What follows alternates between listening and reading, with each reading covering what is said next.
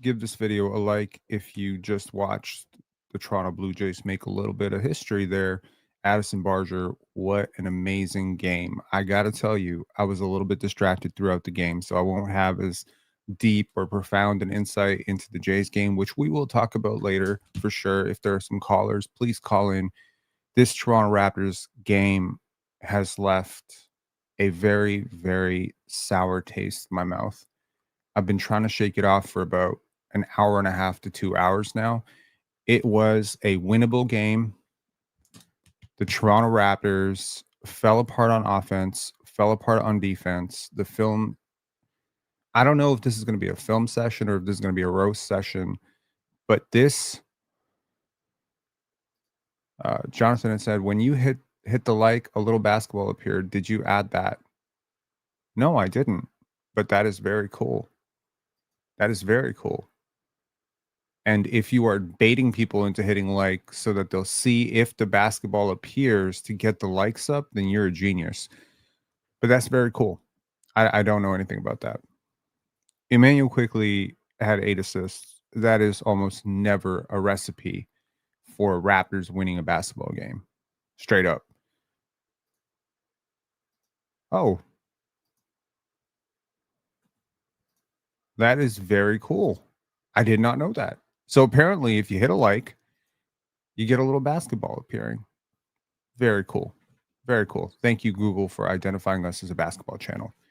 But the truth is that this game was very winnable, and you had some commendable performances, and you finally hit some threes. You didn't hit threes last game, but you ran all night in transition. You got everything in the paint. And the truth is, the paint was not open for business tonight. Giannis, Miles Turner, and the Raptors' offensive process simply was rushed. There was a lot of one-on-one basketball, which I don't think I saw most of last year, frankly, and it was discouraging to see. It was a lot of quickly gets the ball and, decides to take his man off the dribble. Scottie did it a couple times. Ingram did it a bunch. Now, obviously, Ingram is going to be more successful in it, but this is not the Brandon Ingram that we need early in the shot clock. There has to be more efficient offense. Many times early in the first half, he forced really, really tough shots at the rim, sometimes very unsuccessfully getting blocked. And there's a wide open shooter in the corner. Clearly, the message was delivered in the second quarter huddle because Ingram came out with a new game plan.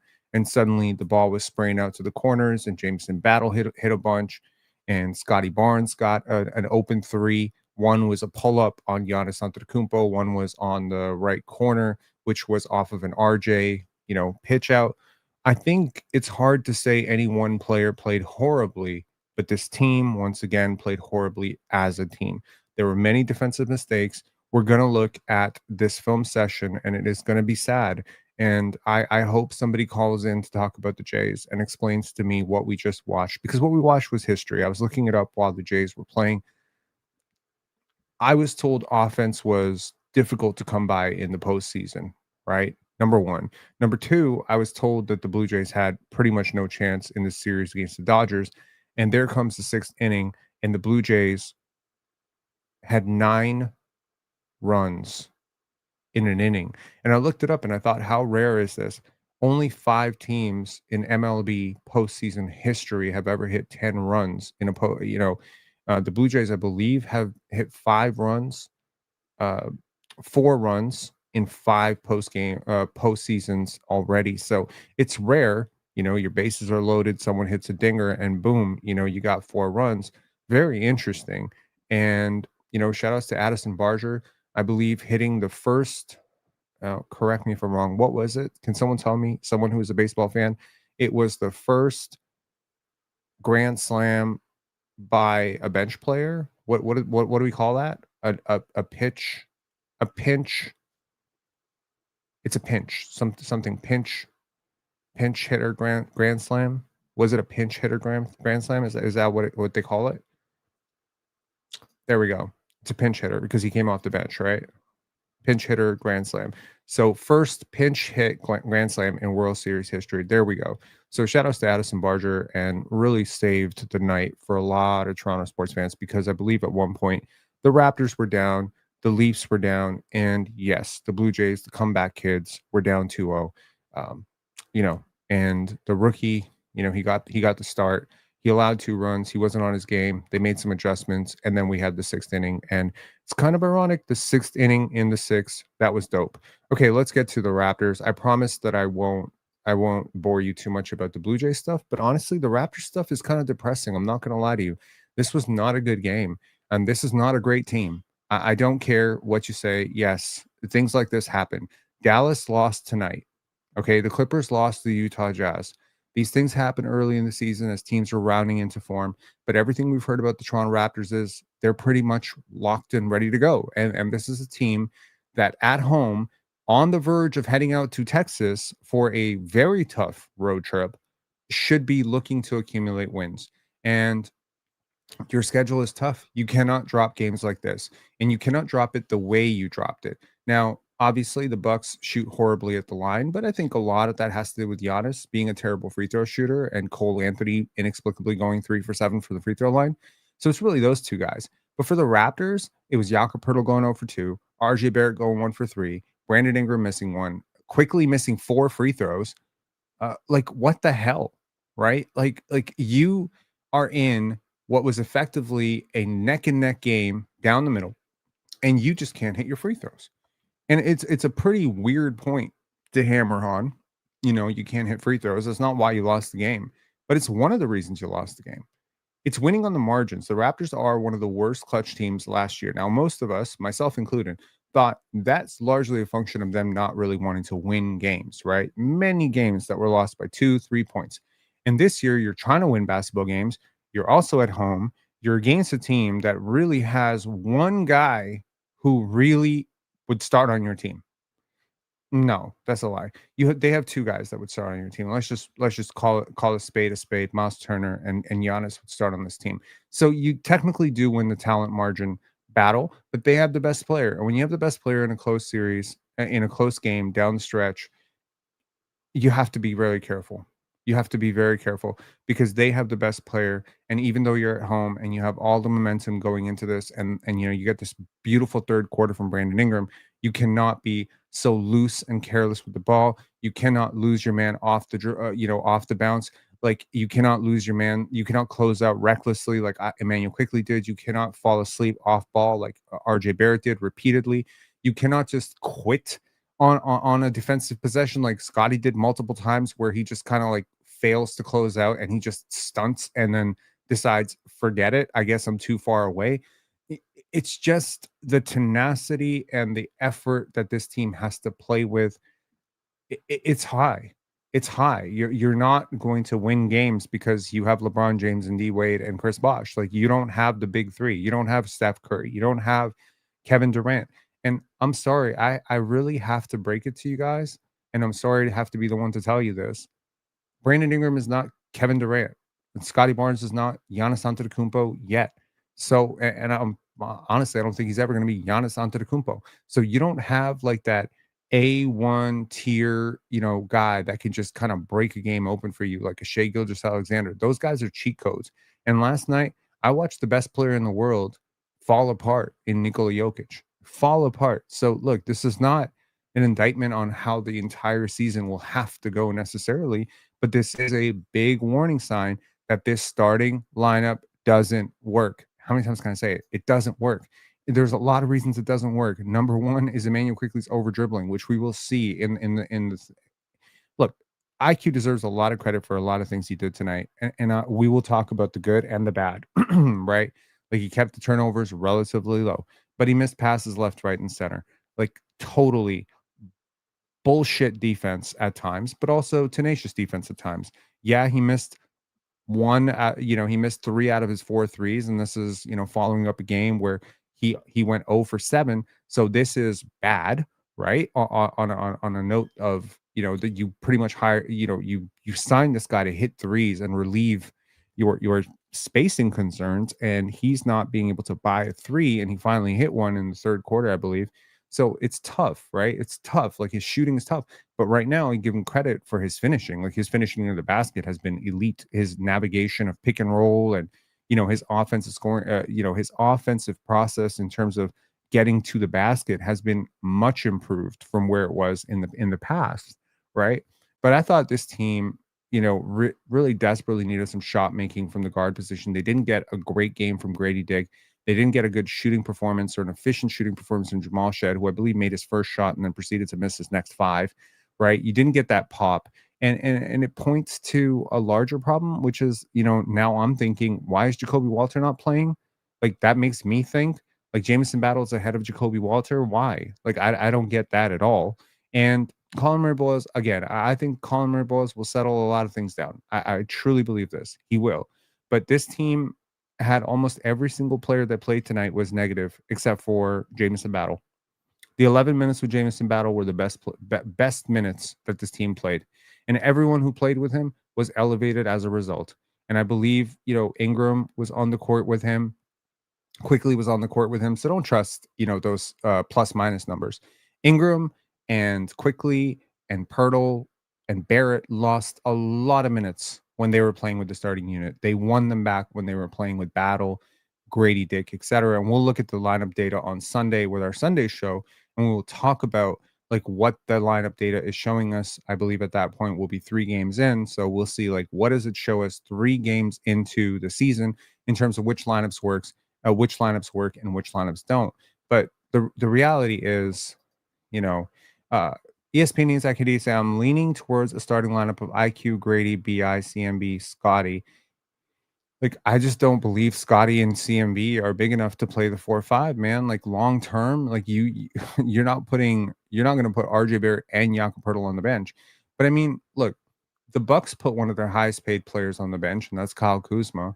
I don't know if this is a permanent thing, but they understand what they need around Giannis, and they need shooters around Giannis. And it doesn't matter necessarily that Gary Trent Jr. is a minimum contract guy. It doesn't matter that AJ Green and Ryan Reynolds make a lot less money than Bobby Portis and Kyle Kuzma. What they need is Miles Turner, Giannis Antetokounmpo, and 3 shooters. That's what they want. And I think that the Raptors would be very wise to look at themselves deep in the mirror and say, look, we have a lot at stake here. Okay. A lot. Okay. Yes, these individual players have things at stake, but the reality is the team itself has things at stake. Okay. The East is pretty wide open. You've made a really substantial financial commitment to Ingram and Barnes and Quickly and even Barrett and Pirtle. Your starting lineup is very well paid. But all of that being said, like, you can't just come out here and be a 28 win team. You just can't. You cannot be a 34 win team. You can't. Okay, you cannot finish in the middle again, because the cost of competing right now is you're costing yourself a generational draft. When I say generational, the top 3 to 4 players at the top end of this draft are so franchise changing type of players, especially if you get the right one, which I think is AJ DeBonsa. That dude changes your entire trajectory. I would pen you to win the East immediately if you draft that guy. The difference of not even competing for that guy, which is giving yourself a realistic shot at that guy and going for the play-in. I don't want to be the Chicago Bulls. So if we're not going to be good, go be bad. I hate the middle. I don't like it, right? And it's not like you're the middle and you're starting like 3 rookies. No, you're not the middle and you're starting 3 rookies. Your starting lineup has 2 guys approaching the age of 30, 2 guys and 3 guys in their mid-20s. You're a team that is very much like 4 guys are in their prime, and 1 guy, Scottie Barnes, is like a year and a half to 2 years away from his prime. I don't think that you're going to sell me on 38 wins being mega progress, because I think this team was a 38 win team last year without Brandon Ingram. So 38 wins would be a very big disappointment to me this year. And the Raptors have to win games against the Bucks at home. This was like, I'm so mad, yo. Like, I can't even tell you. You're going to see the film session and you're going to see some good plays and you're like, why are you so mad? I'm so mad at how this game ended. Cole Anthony just obliterated us. I hate that dude, man. I can't tell you. I hate his game. I hate the fact that he plays 0 defense, and I hate that he was able to absolutely destroy us. 23 points off the bench in 27 minutes on 9 for 14 shooting. He was getting everything he wanted. Okay. Bobby Portis missed a whole bunch of wide open shots. This could have been a lot worse. Okay. Ryan Rollins getting to the rim anytime he wanted. Gary Trent Jr. wide open. Yo, RJ Barrett, come on, man. You've been in the league long enough. You've guarded Gary Trent enough times. You can't leave that dude wide open. Miles Turner, their big financial sacrifice, played a terrible game. 4 points, 5 rebounds, didn't even know he was there. Good defense, but shit, man. Offensively, he was stuck on an island. They were not the greatest with him. And when they put Giannis at the center spot, my God, and they had no answer for Giannis. 31 points, 20 rebounds, 5 turnovers. I think Scottie had some good moments on him, but all of those moments are completely negated by the fact that, like you're sending a double team against Giannis. He's a much better passer than giving him credit for. This isn't 2018. You're sending doubles on him, and you're not even helping the guy who's doubling. So it's like it's so easy for Giannis to dissect this defense because the defense is so disorganized, so undisciplined, and frankly, so stupid. The offense was so stupid this entire game. Even when they were up, I'm like, I hate this game because the offense is so stupid. The shots were tough. Barnes on that absolutely bullshit, pull up jump shot, from mid range. I mean, it's early in the clock, man. What are we doing here? Emmanuel quickly dribbling the air out of the basketball. My God, this was not the team we saw in game one. It's just disgusting. It's just an absolutely disgusting performance. This team should be above this. I don't know if they started feeling themselves a little bit too much after, they won against Atlanta and they were feeling like, oh yeah, we're good now. We're a good team. No, like you're not yet. Okay. You have not earned the right to be this cocky. Right. So, in terms of, the possessions battle, right? The Raptors do not do a good enough job because they can't keep the Bucks off the glass. The Bucks win the offensive rebound battle. The Bucks nearly exactly even them on, so all that defensive aggression that the Raptors showed meant nothing because it was dead even. Steals and blocks combined stocks were dead even. The Bucks turn it over 19 times. The Raptors turned it over 16 times. But guess what?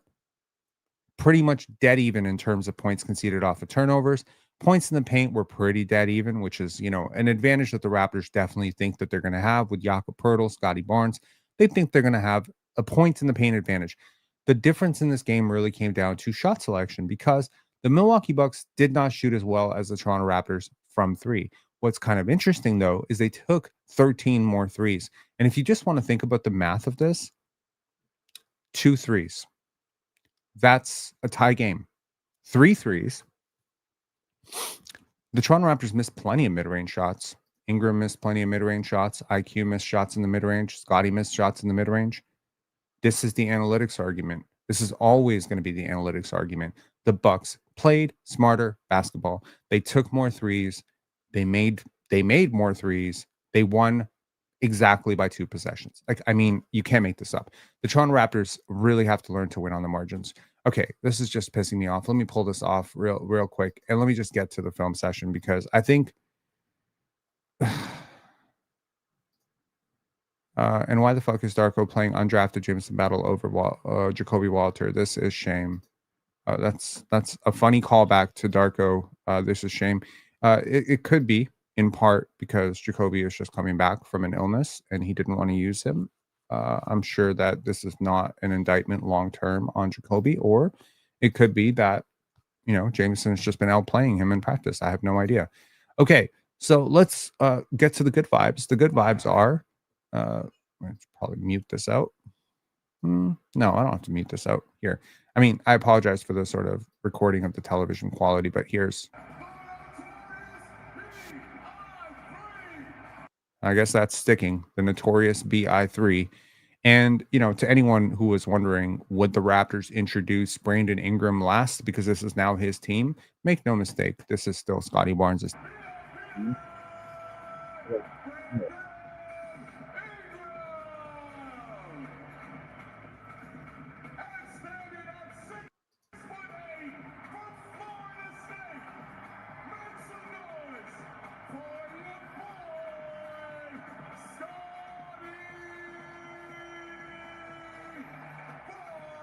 Real Kyle Lowry vibes on that. And that's about the last time I felt really good about this game. If I'm being completely honest, that is the last time I felt good about this game. That's it. There were some very positive Scottie moments where, he flexed on Giannis. There were back-to-back plays that was really dope. The entire third quarter for Brandon Ingram was awesome. But apart from the individual performances, I honestly have to tell you, I walked into this so confident the Raptors would win, and by possession 6 of the first quarter, I was like, "The Raptors are not winning this game. I don't care what happens to the score. This is not a game you're gonna win." Okay. So I wrote top 20 player. Okay, Charles Barkley had a statement on, you know, uh, the show. It's not called Inside the NBA anymore, but whatever it's called now with Shaq and Ernie. And he said Scottie Barnes is a top 20 player. And I said, hey, this is a top 20 player of the year move. Like, boom, bump, should be able to get this. But he's just so clunky with it, like there's just a lack of polish to it. There's a lack of comfort and feel to it.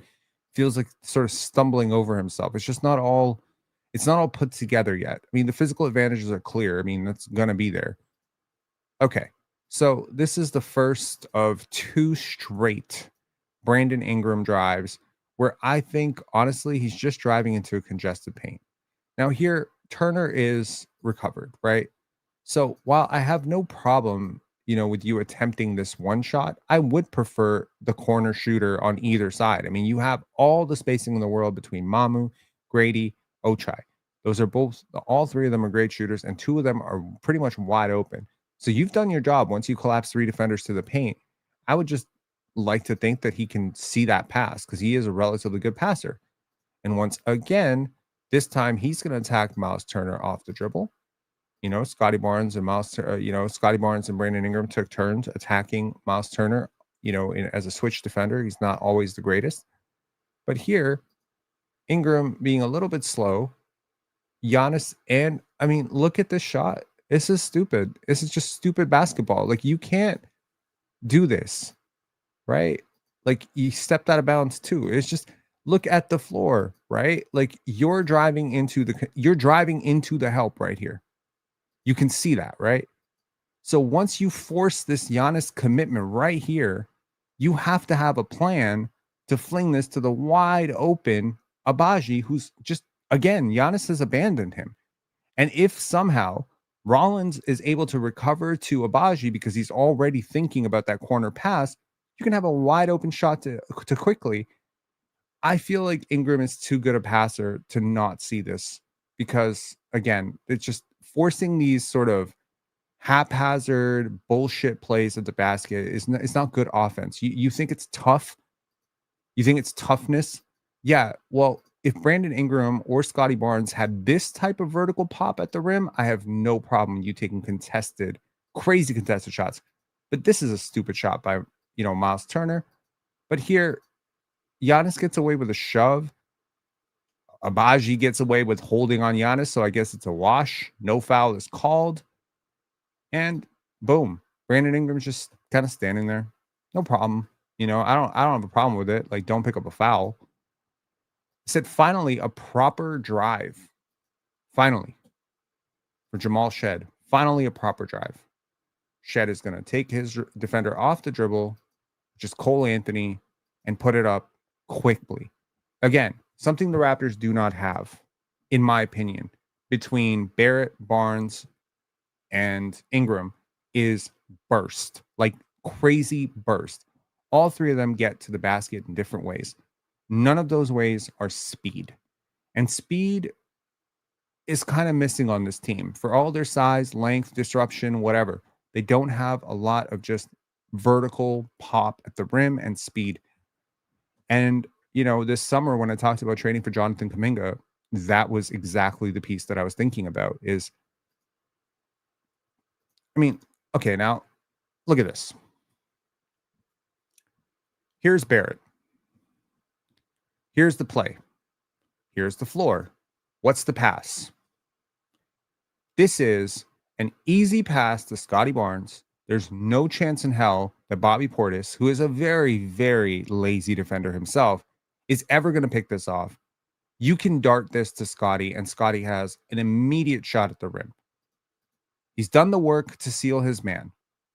He has a major size advantage here on Kyle Kuzma, strength advantage, and RJ Barrett is going to choose to make this completely reckless pass. Just look at how I talked about this in the last post game where I said sometimes you need to give a little bit of space to make certain passes. You have not executed, you don't have the space to make this pass. So it's a comedy of errors. So one, you don't make the pass that you clearly should have made. Next, you make a crazy pass that on no planet should you ever pass to a player who's a foot away from you, unless you're handing him the ball, which I mean, you might as well. You don't have enough space to generate an advantage. Space is what generates advantages on passes and screens. There's just bad execution. And again, bad process too. By divine miracle, because as I said, Bobby Portis is a really lazy defender. If you throw this in front of Herb Jones or OG Anunoby or Tamani Kamara, this is getting picked off 100 times out of 100. But this doesn't get picked off because Bobby Portis is a lazy ass defender. Somehow, Jakob Poeltl gets his hands on this and flings it out to Grady Dick, which is at least a good idea.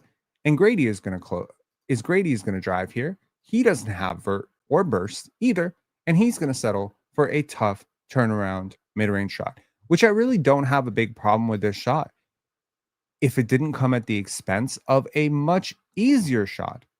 Now, for all the shit that I talked about, shit that I will talk about Immanuel Quickley, here are some positive Immanuel Quickley plays, and here's one of them. Here, the threat of the screen gets both defenders off balance. So whether the screen connects or not is often a point of great topic. Like, it is a topic of great interest for a lot of people. It's like, is Ingram really creating an advantage? Yes, he's clearly creating an advantage here because Anthony is going to have to dodge around him. This gets Quickley just enough, and the threat of the screen forces Kuzma, who is a bad defender. You're putting two very bad defenders in a pick and roll here. That is always a good idea. So the game management thing here for Quickley, when you have Cole Anthony, is how can I bring another bad defender? And honestly, everyone on the court right now is a kind of subpar defender. You should have destroyed this team, destroyed them.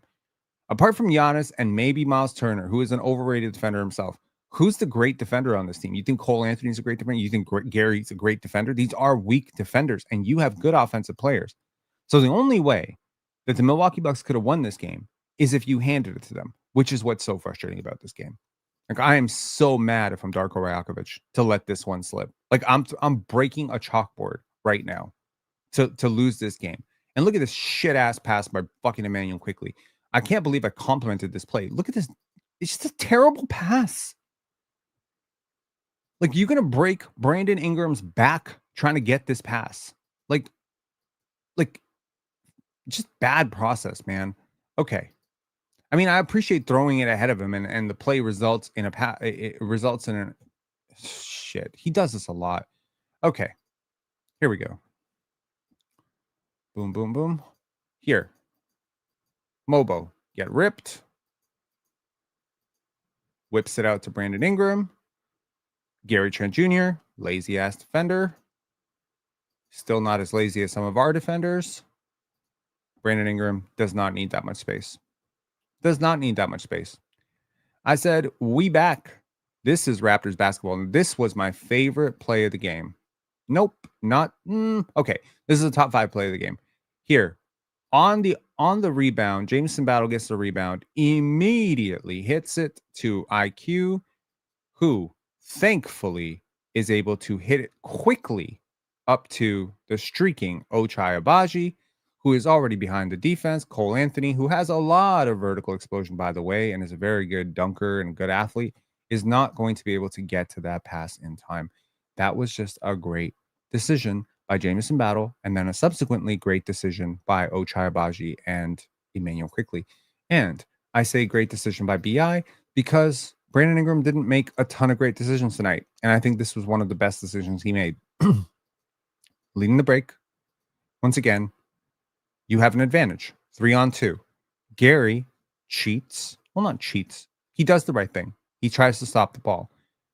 Battle, who is a smart offensive player, understands that getting wide allows the advantage. Because if Battle tries to just jog alongside Brandon Ingram, Gary Trent can just fucking guard 2 players. Ingram waits for the commitment on Gary. He doesn't make this pass early. See, if he makes this pass here, if he makes this pass here, Gary can recover, force the commitment, and boom. Ingram is actually a really good transition player for the most part. He has a really good natural feel for transition. Love it. Okay.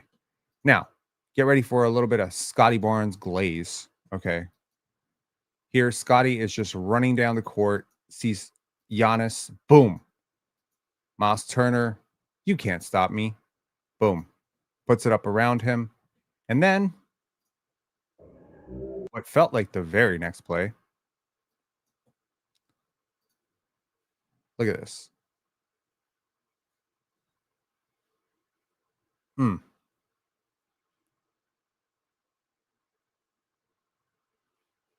Jeez. The difficulty on that shot, going left, turning, and actually squaring up to the basket and hitting the shot. It's plays like this that give you like the real vision of superstar shit. As clunky as you may joke that it looks, there just aren't a lot of players who can body Giannis that way. It is crazy, some of the stuff that he's able to do. This is almost a couple of plays later, and he is just going to back down and again, have a plan. There's 2 good options here. One is a better option. The best option is Jakob Poeltl, right behind Miles Turner, wide open. If Miles Turner is able to recover in time, Jakob Poeltl has the connective pass to RJ Barrett. This is perfect offense, just so we're clear. If Miles Turner had recovered, who's wide open? You can't guard 3 players with 2 players if the 3 players do the right thing. And right here, the Raptors do the right thing.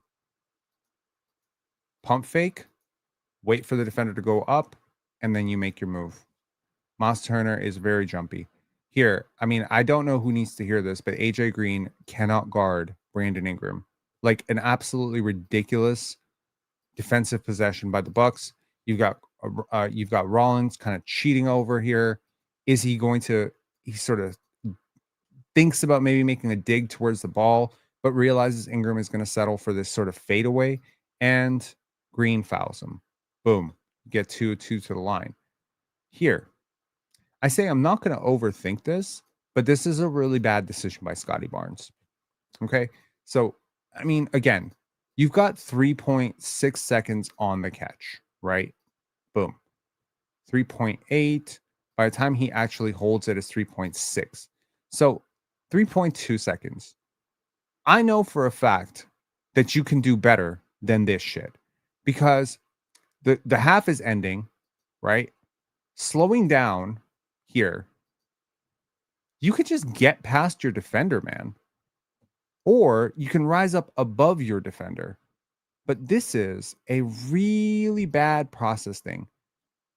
Winging your arm out, like you're more likely to catch an offensive foul trying to do this shit than a defensive foul. And this is where, some of the lack of polish on Scottie being a go-to scorer, these are things that go-to scorers and more natural scorers have in their bag. A more natural scorer would have been able to bait him into a foul or find the clearance to get a wide open shot. A wide open shot in transition should be in your bag, man. You should be able to do this. I swear to God. Like, I don't even care you make it. Obviously, not a lot of time on the clock. It's a heave. It's not even going to count towards your shot total. I get it. But I just can't get around the idea that right here, you could just pull up and this guy cannot fucking guard you. And at that point, he might actually foul you because you're taking a fucking normal shot. But here, you just kind of like darting to the basket. Like, on what planet do you think you're the level of shooter who can actually make that kind of shot? Like, you're not going to make that shot. It's a wasted possession is what I'm saying. Now, shout outs to Jack Armstrong, who had a really big issue with the first 3 that Scottie took. Like, oh, that's early in the clock. Jack, did RJ Barrett not take early 3s in the clock? You think RJ Barrett is some pull-up demon? He's not a great 3-point shooter either. Like, did Giannis take pull-up shots? Did you talk about that? Because Scottie's a better 3-point shooter than Giannis. When he makes them, Jack is quiet. When he misses them, why is he taking threes? Shut your fucking ass up. I'm sick of Jack Armstrong right now. I cannot stand that dude. He has an agenda against the highest paid player on the team. I don't get it. But he did this shit to Vince Carter too, and fuck that noise. You know what? You are defined very often by the company you keep. I'm gonna put it that way. Jack Armstrong is absolutely buddy buddy with guys like Doug Smith, absolutely buddy buddy with guys like Bob McCown. And I know how these people talk about. I know how these people talk about Scottie Barnes. And my thought process is, if I have a really tight friend that I'm on podcasts with very frequently, and that person is shitting on a person that I know, I could absolutely tell him Jack is around Scottie way more than Bob McCown is around Scottie. Have you ever seen him push back when he said he isn't worth the money? He just always folds his hands up like, oh, we'll see. We'll see. They like him. Jack Armstrong's fucking nuts, man. I'm just really sick of it. Okay. I realize people like him because, he's a lovable, affable drunk, but like, my God, man, like drink a little less, learn a little bit more. It's actually kind of nuts. Okay. We got to talk about this defense. Why is Barrett helping here? Why? What purpose could this possibly serve? Is Giannis in a scoring position? Is Scottie Barnes a weak defender or the best defender on your team? You've got a favorable matchup. They didn't ask for a switch. The only time I need a double on Giannis is when he is absolutely in front of the basket or if he has a mismatch. Like if he has quickly, by all means, send a double. Try to trap him. Try to get it out. He's just such an uncontained double because you don't even block his passing angle. You make it so easy for him. You don't have long arms. This is you're just the wrong person. And then if he makes that decision, quickly has to make the next decision, which means, of course, Ingram has to make the next decision. The rotation has to rotate. You have to help the helper. Like in this case, you give up a wide open three to a good 3-point shooter. And Scottie Barnes is like just looking over, like, what the hell, right? Maybe he's asking for a foul. I would say you've got bigger problems. Now, I say ridiculous play by BI for two reasons. One, it is ridiculous that a player can take on this level of help, granted, not good defenders at all, and still finish. Look at how Brandon Ingram is able to shift the floor. But also, at the point of taking this extremely difficult shot, right? Which is, in fairness, it's his shot. Look how open Grady and IQ are. 3 points is better than 2 points, right? You cannot get into a consistent habit of letting the defense off the hook when they do not play. Like this is a mistake, by the way. You should never have ever. No one should ever leave Emmanuel Quickley this wide open. You've got 10 seconds on the clock, so this is an early clock situation. And what I said when the Raptors got Ingram, and I've said this many times since, is two things. One, the offense should never really start with Ingram. Like occasionally it can, but he's not your front of shot clock guy. He's your back of shot clock guy. I got no problem with Brandon Ingram being the designated hitter to take this shot when you have less than 7 seconds on the clock. By all means, find Ingram. He's going to get the best shot in that scenario of anyone on your team. It's taking the shot when two wide open 3-point shooters who are the best 3-point shooters on the team are wide open, and you are taking a fadeaway over contested. Like, and again, y'all are going to say this is absolutely what are you going to say? You're going to say this is superstar shit. This is not superstar shit. This is bad basketball shit. Like that's all I'm going to say. This is just bad basketball. Like you don't need to play like this at all. Nobody needs to play like this. It's just garbage basketball. And yes, it goes in. It absolutely goes in, and he gets fouled, so he ends up getting 3. But you cannot rely on this being a consistent diet of your jump shots. And what I say, you're not Kevin Durant. Kevin Durant can hit that shot at an efficiency rate that makes it viable. Scottie Barnes, Brandon Ingram cannot live on a diet of all mid-range shots. You have to get to the corners. You have to find wide open shooters. By all means, if that was Let me give you an example of when that's a great shot. If it's Scottie Barnes in the opposite corner and Jamal Shed above the break, by all means, take that shot, Brandon Ingram. I'll trust you. But when it's Grady and IQ, I cannot ignore that it's just a bad decision. Now, here, speaking of Scottie Barnes in the corner, here, RJ skip pass, and Bobby Portis very late recovering, does try to make some sort of faint, late clock contest, and Scottie Barnes gets a miniature Timu version of the Kawhi shot. Cool. Okay. I said Emmanuel quickly has really leveled up. Right before I absolutely shred him, let me give him some more kudos. This stuff, we saw this against Atlanta as well. And this is very, very impressive shit. Like here, he is able to take the foul from behind from Kuzma, who is absolutely crazy for delivering this foul. And I see here, battle for three. Jakob Poeltl being that connective tissue, if you will, here quickly is going to. This is a really stupid pass. I want to be clear. If you make this pass 10 times, it will be a turnover 4 times. It is very fortunate for quickly that this is not a turnover. And once again, Jakob Poeltl in a bad situation, but a high IQ basketball player spots the wide open 3-point shooter in the corner. And these are the types of shots that the Raptors consistently did not make, or these are the types of passes that the Raptors did not make. These are the types of passes that Ingram had available to him and did not make. IQ had available to him and did not make. So I have to center my criticism despite the efficiency. And I know what the other podcasts are going to say. They're going to say, no, they should have fed into Ingram more. These guys really want to go back to the days of Fred and Pascal, bro. This is not what we have been building up.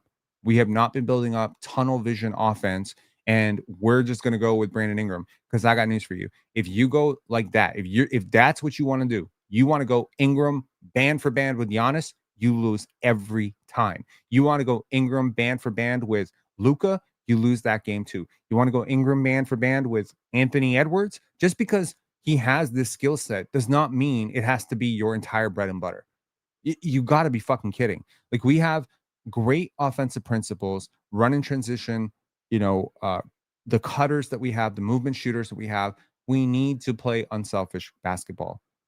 This, unfortunately, this game brought me back to like frustrations from 2021, 2022. Okay. Just bad process.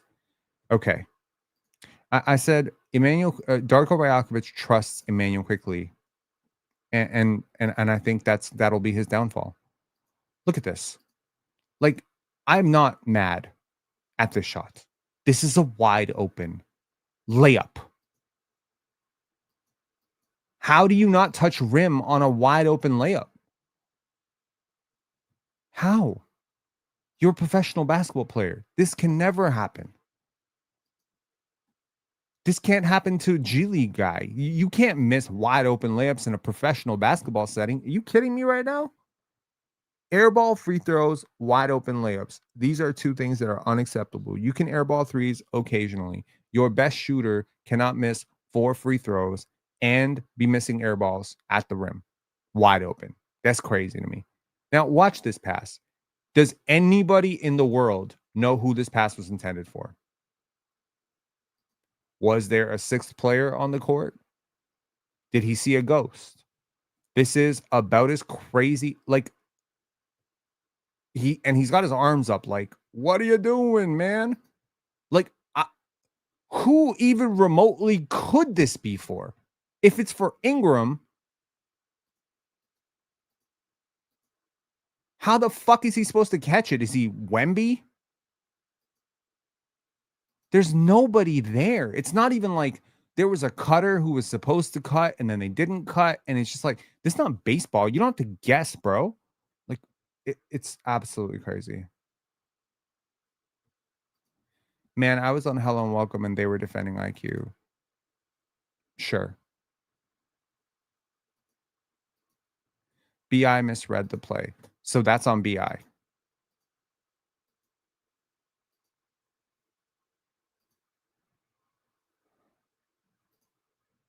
Tell me how BI.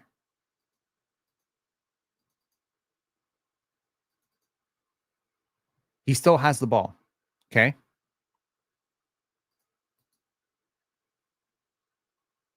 He's moving this way.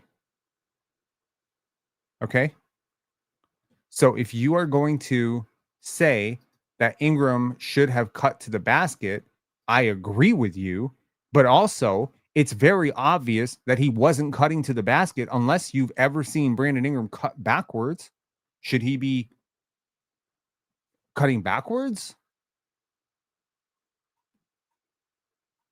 Like, no, no. There's no nothing. No. I know the set. I know exactly what Ingram was supposed to do. That's not what I'm debating here. What I'm saying is when that wasn't happening, you have a responsibility. This too. Andrew saying, my God, he telegraphed that pass. Yes, he did. He telegraphed it as well. Like, unbelievable. Just really, really bad. Just really bad. Okay. Let's look at the mess of the defense. Okay. And I took some time to cut this apart. So hopefully it's in better quality than the rest of the clips. Here's clip number 1 of the Toronto Raptors defense just being abysmal and completely ass here. Wow. The Lakers are blowing the Minnesota Timberwolves out. Unbelievable. Okay.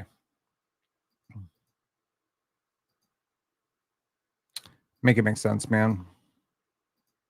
Look at, okay, watch the bottom left of your screen. Who is RJ Barrett guarding right now?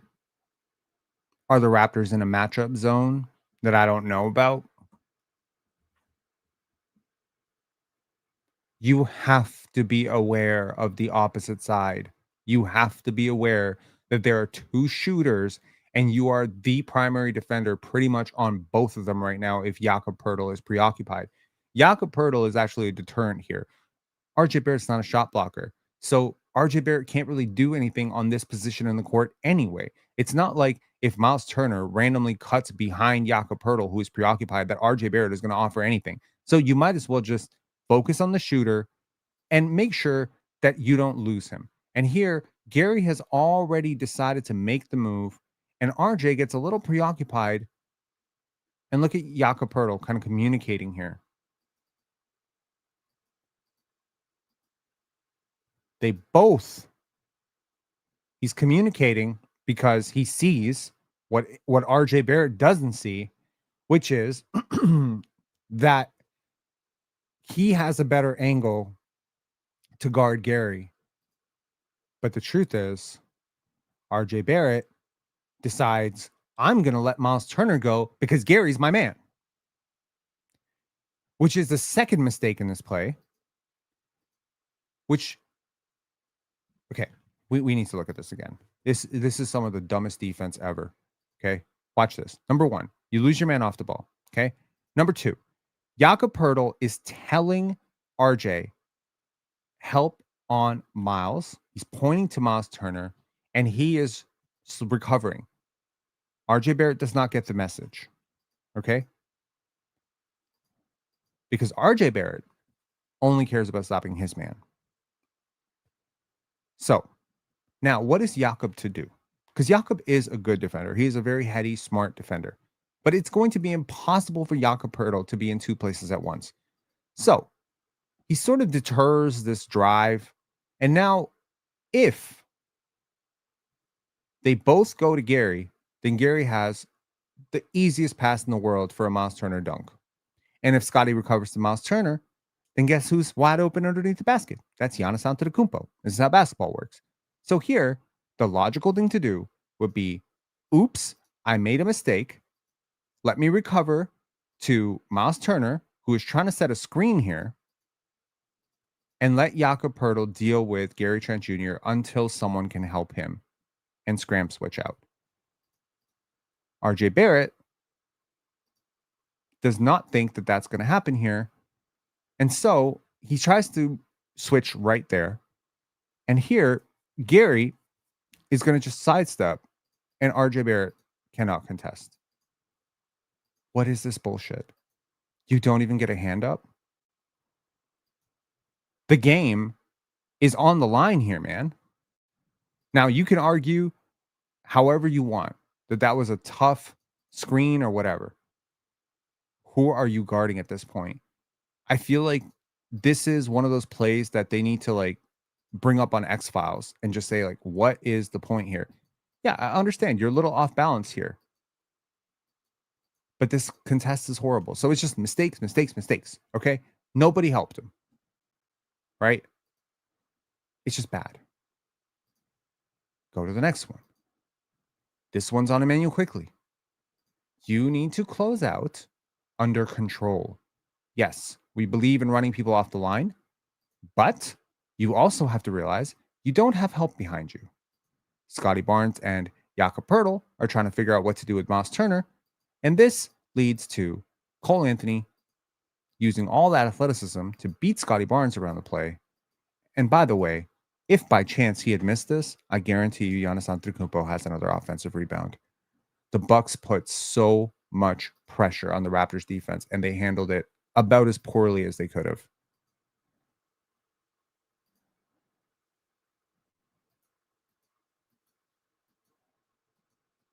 Now, yes, Giannis is a beast. I get that. I'm not asking RJ Barrett to block this shot. But you cannot just gamble and get out of the play like this. Tie him up. He just kind of poked at it. Yeah, he's probably going to get to the line. Then wrap him up. You weren't the one with foul trouble. A lot of your teammates had foul trouble. Wrap him up. Don't just surrender wide open baskets at the rim. My God. This one on Scottie Barnes. Okay. Gets hit in the face.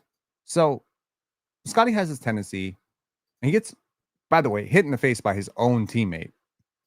So a little bit of friendly fire here. I don't know if he's trying to bait a call. I understand Giannis not a good three-point shooter. Nobody's asking you to close out recklessly, but he already made one, and he can make it. And this is tie game in the fourth quarter. I need you to close out. I need you to at least put a hand up. I need you to put up some resistance. So this is not a practice shot. He is not so bad a shooter. He is very bad shooter. I'm nitpicking, aren't I? I'm frustrated. I'm frustrated with how this game ended. But honestly, that's just bad defense. And he did that a couple of times. And it wasn't just to Giannis. I think he did that once to Bobby Portis as well. So exhausting is the word I would use to describe this. Exhausting. Not fun.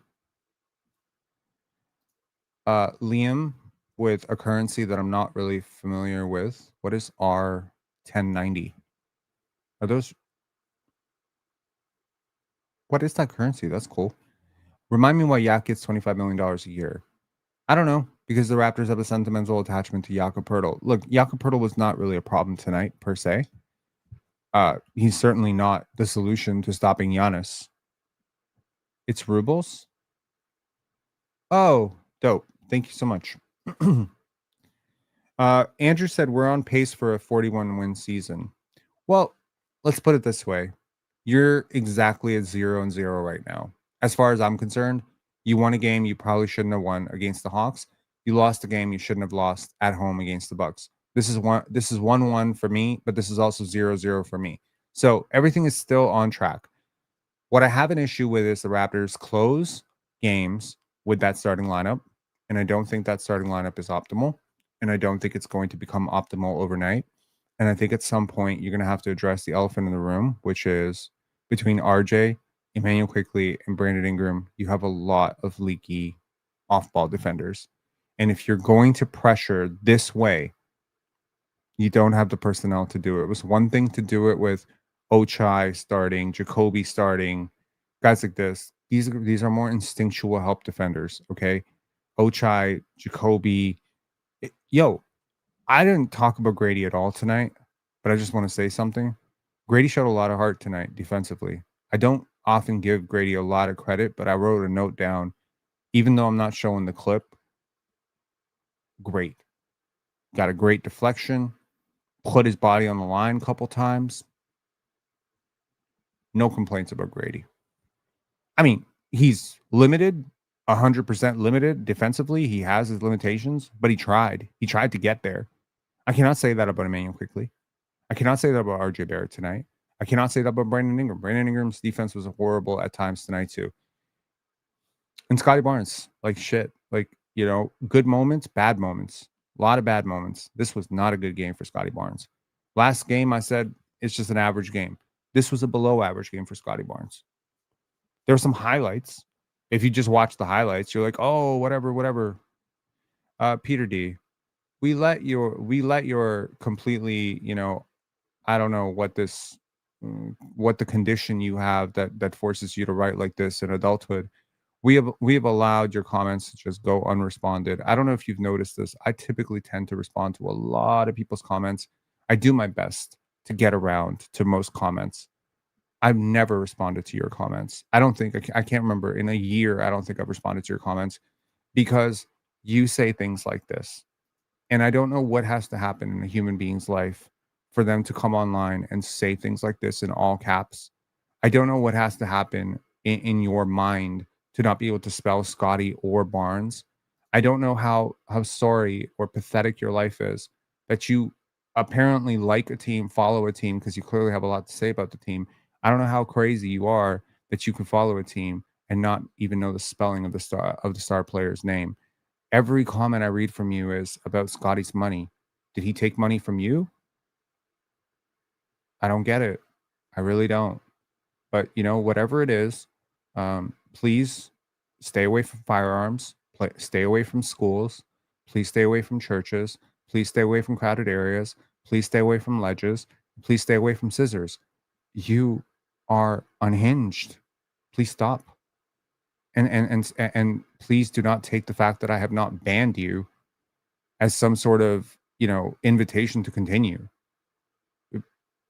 It's just I typically like to ban people who like you have pushed the threshold of bannable.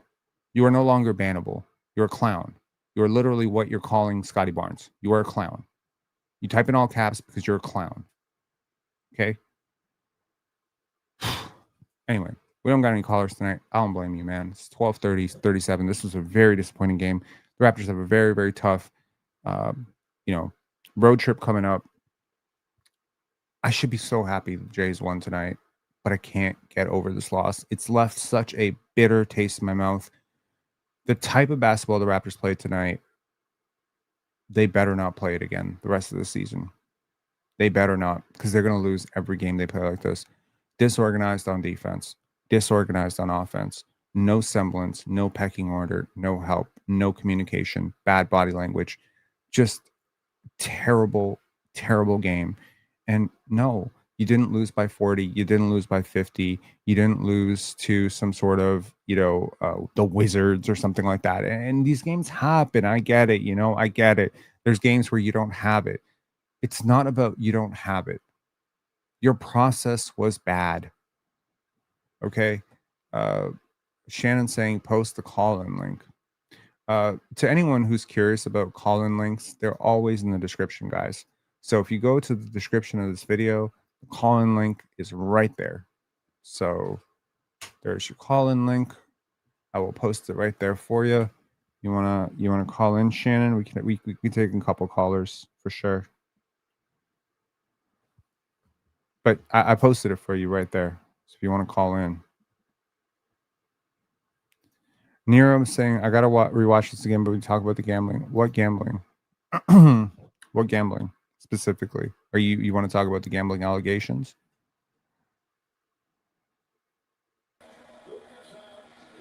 And what's up? You got a lot of background noise. Oh, sorry about that, Rob. Yeah, Rob, good show. Great show. I didn't disagree with anything you said. I just want to say, second game, we didn't. I think we lost more than Milwaukee beat us. Which how we played, I still think that bodes well for the rest of the season. I think this game. I think we let this game go. One thing I would say is that Giannis is a very unique player. I think some of the issues that we saw defensively, yes, they were bad. What you pointed out was 100% accurate. But Giannis mentally puts that pressure on you. So people get out of position. People overhelp. People overreact. People know how unstoppable he is when he gets in the paint. It's demoralizing when he comes right in the paint and dunks on you, and there's nothing you can do when he physically overwhelms you. I do think the game plan was to collapse and then close out on shooters. Collapse, close out on shooters. Yes, we were late sometimes, but I do think some of the stuff we saw was a function of the defensive scheme that we didn't execute properly all the time. But I think Giannis does that to you, and there's not many Giannis's. Even Luka, he poses his own problems, but it's different than Giannis, Giannis puts so much pressure on the part of the defense. It's like if you're in a beehive and people attack the queen bee, it's going to cause the other bees to react in a certain way. That's what happens when players get into the interior of a defense. When the paint, 3 feet, 5 feet away from the rim is impacted, it causes defense to scramble, and Giannis puts more pressure on the rim than anyone, because not only does he get there, not only does he finishes in such a dominating fashion. I don't think a lot of these lapses you're going to see a lot. Giannis is just a very unique player. Of course, his unique issues, and we kind of saw that tonight. But even with that, we make our free throws in the fourth. If IQ doesn't have those brain farts, and maybe he was fatigued, but he made some bad decisions, bad turnovers, smoked a wide open layup. Okay, he's not going to make threes yet, but that'll come. But it's an excuse with the amount of free throws he missed. And RJ missed free throws, and Scottie missed free throws, and Beyond missed a free throw. We make those free throws, we win that game. Just make the free throws. You win that game at the end. And you don't have the bad possessions that we had with IQ. So even though it's a bad game, because we gave it away, I'm still encouraged because we still had a chance to win, not playing great, like playing awful in a lot of different factions. I just think it was a lot of one-on-one, Shannon. It was a lot of like, I take my turn, your turn basketball. And, this reminded me, in the last game, I think I said, did this remind you of the Warriors? Right? This reminded me of Luka Lakers. Absolutely. So Luka and Austin Reeves, but the problem is you don't have anyone even close to as good at doing this as Luka. So I don't have no problem with Luka doing this. Luka can play like this. Harden can play like this. LeBron can play like this. Brandon Ingram and Scottie Barnes and RJ Barrett cannot play like this. I think that's why the game was close. The game would not have been close for some reason, and I think you said it. I think maybe the team was feeling itself the last game, and the last game was a product of the team playing together. No one looked like they cared about their points, and I thought that was going to be the identity of the team. That we understand that we play together. We have a lot of guys capable of making shots. Let's give up a good shot for a better shot. And then today, it seemed like guys were concerned about scoring and getting their shots. It seemed that way. The ball stuck. I mean, if you don't really pay attention, not you, but if people don't really pay attention closely to what happens during a basketball game, they would say, okay, no, this guy's a great scorer. He should shoot like that, and this guy is our best player. He should shoot like that. But when the ball sticks just a little bit too long, then you don't have that function that we had the last game when the people were moving and they knew they would get the ball if they were open. The ball was moving, so we caused so much pressure on the defense by doing that, and it gave everyone energy to play that great pressure defense. And today, the game was closer because we just weren't doing that. And I think Darko's going to recognize that. I mean, we have a back-to-back tomorrow, but I think they're going to win tomorrow. But maybe he won't have time to look at the film, point it out. But I think for the rest of the season, we're going to get back to how they were playing game one. This is a good game that you can say, look, guys, look what happens when you don't play together. This team, even when not playing together, you still could have won this game. But had you played together, it wouldn't have even been close. So, this early in the season, you don't mind stuff like that because you can learn from that. And I still expect, because you see the talent and you see what they can do if they do play together. So I still think that this team is much better than I thought they would be. And I still think a top 4 seed is in the cards just with a minor adjustment. I believe that from watching this game. I still feel encouraged. I'm frustrated because they should be 2-0, but I'm still encouraged by what I saw, and because you can see why they lost that game. You can see why. You're going on the road, so it's not a back-to-back. You play on Sunday against Dallas, good. right? Okay, so you got 1 day off. So you probably head out tonight to Dallas after watching the game. You watch a team that does play together win the first game of the World Series. That was dope as hell, and pretty much saved my mood tonight. I'm happy. I don't want Dodgers to win. I'm happy about that. Yeah. So my view on this is, I don't really care if you make shots or miss shots. I don't really care if you stop Giannis or yes. By the way, last year, Giannis had one game where he scored less than 20 points, and it was against the Raptors. Scottie made it a personal mission that game. I'm going to put this guy I'm gonna put the lockdown on him, and he made life hell for Giannis. And Giannis not a selfish player at all. If you are gonna double him and you're gonna trap him, but Scottie had so much success against Giannis, I cannot imagine the theory of doubling when Giannis is 22 feet away from the basket is not Scottie and maybe CMB, occasionally maybe even Mobo, and with a little bit of space, Yak. These are not players you have to help. You have to help RJ, BI, IQ, Grady. Aggressively help Grady if he gets stuck on Giannis. But you have the matchup. Why are you bailing them out by sending a double when Giannis hasn't even made his move yet? Like, I understand doubling off like a drive that's closing to the basket and then, maybe a defender stunts towards them or digs at the basketball, like the wing defender, comes down to dig on Giannis like they used to do to Shaq. But just sending a swarm double and a reckless one at that, like No, the you're RJ right. double on the film session, you don't take away anything with that. He doesn't even see you, bro. That's like You- me trying to double Giannis. He don't even feel me because it's like, it's one thing when you take away his pass, right? You got the hand up, you play Eagles, right? We all play basketball, we play Eagle hands. If you put the hand up in the passing lane and you got the height and the length to stop that pass, like maybe a Jakob Poeltl or a Colin Murray Boyles or one of these guys with super long arms, now we can talk about trying to force a turnover, trying to force, a jump ball. But with RJ Barrett, he just kind of coming over, Emmanuel quickly coming over. And then when he makes that decision, what's the decision that his teammate has to make? It has to happen. The connection has to happen. There was no communication tonight. It absolutely sucked on defense. Everybody's highlights tonight were individual. Scottie attacked Giannis Absolutely. as an individual. You RJ nailed it. attacked the bucket as an individual. IQ got going as an individual. We were completely divided tonight. I hate this style of basketball. If we had won this game, I would have brought exactly the same energy into this game. Honestly, this post game was going to be negative no matter what because the Raptors played like shit. I was going to rip the shit out of this team for winning this game, even if they won it. But I'm pissed off that they lost it because we have some real playoff aspirations. And at the end of the year, you don't want to be in a one-game tie, for the 7.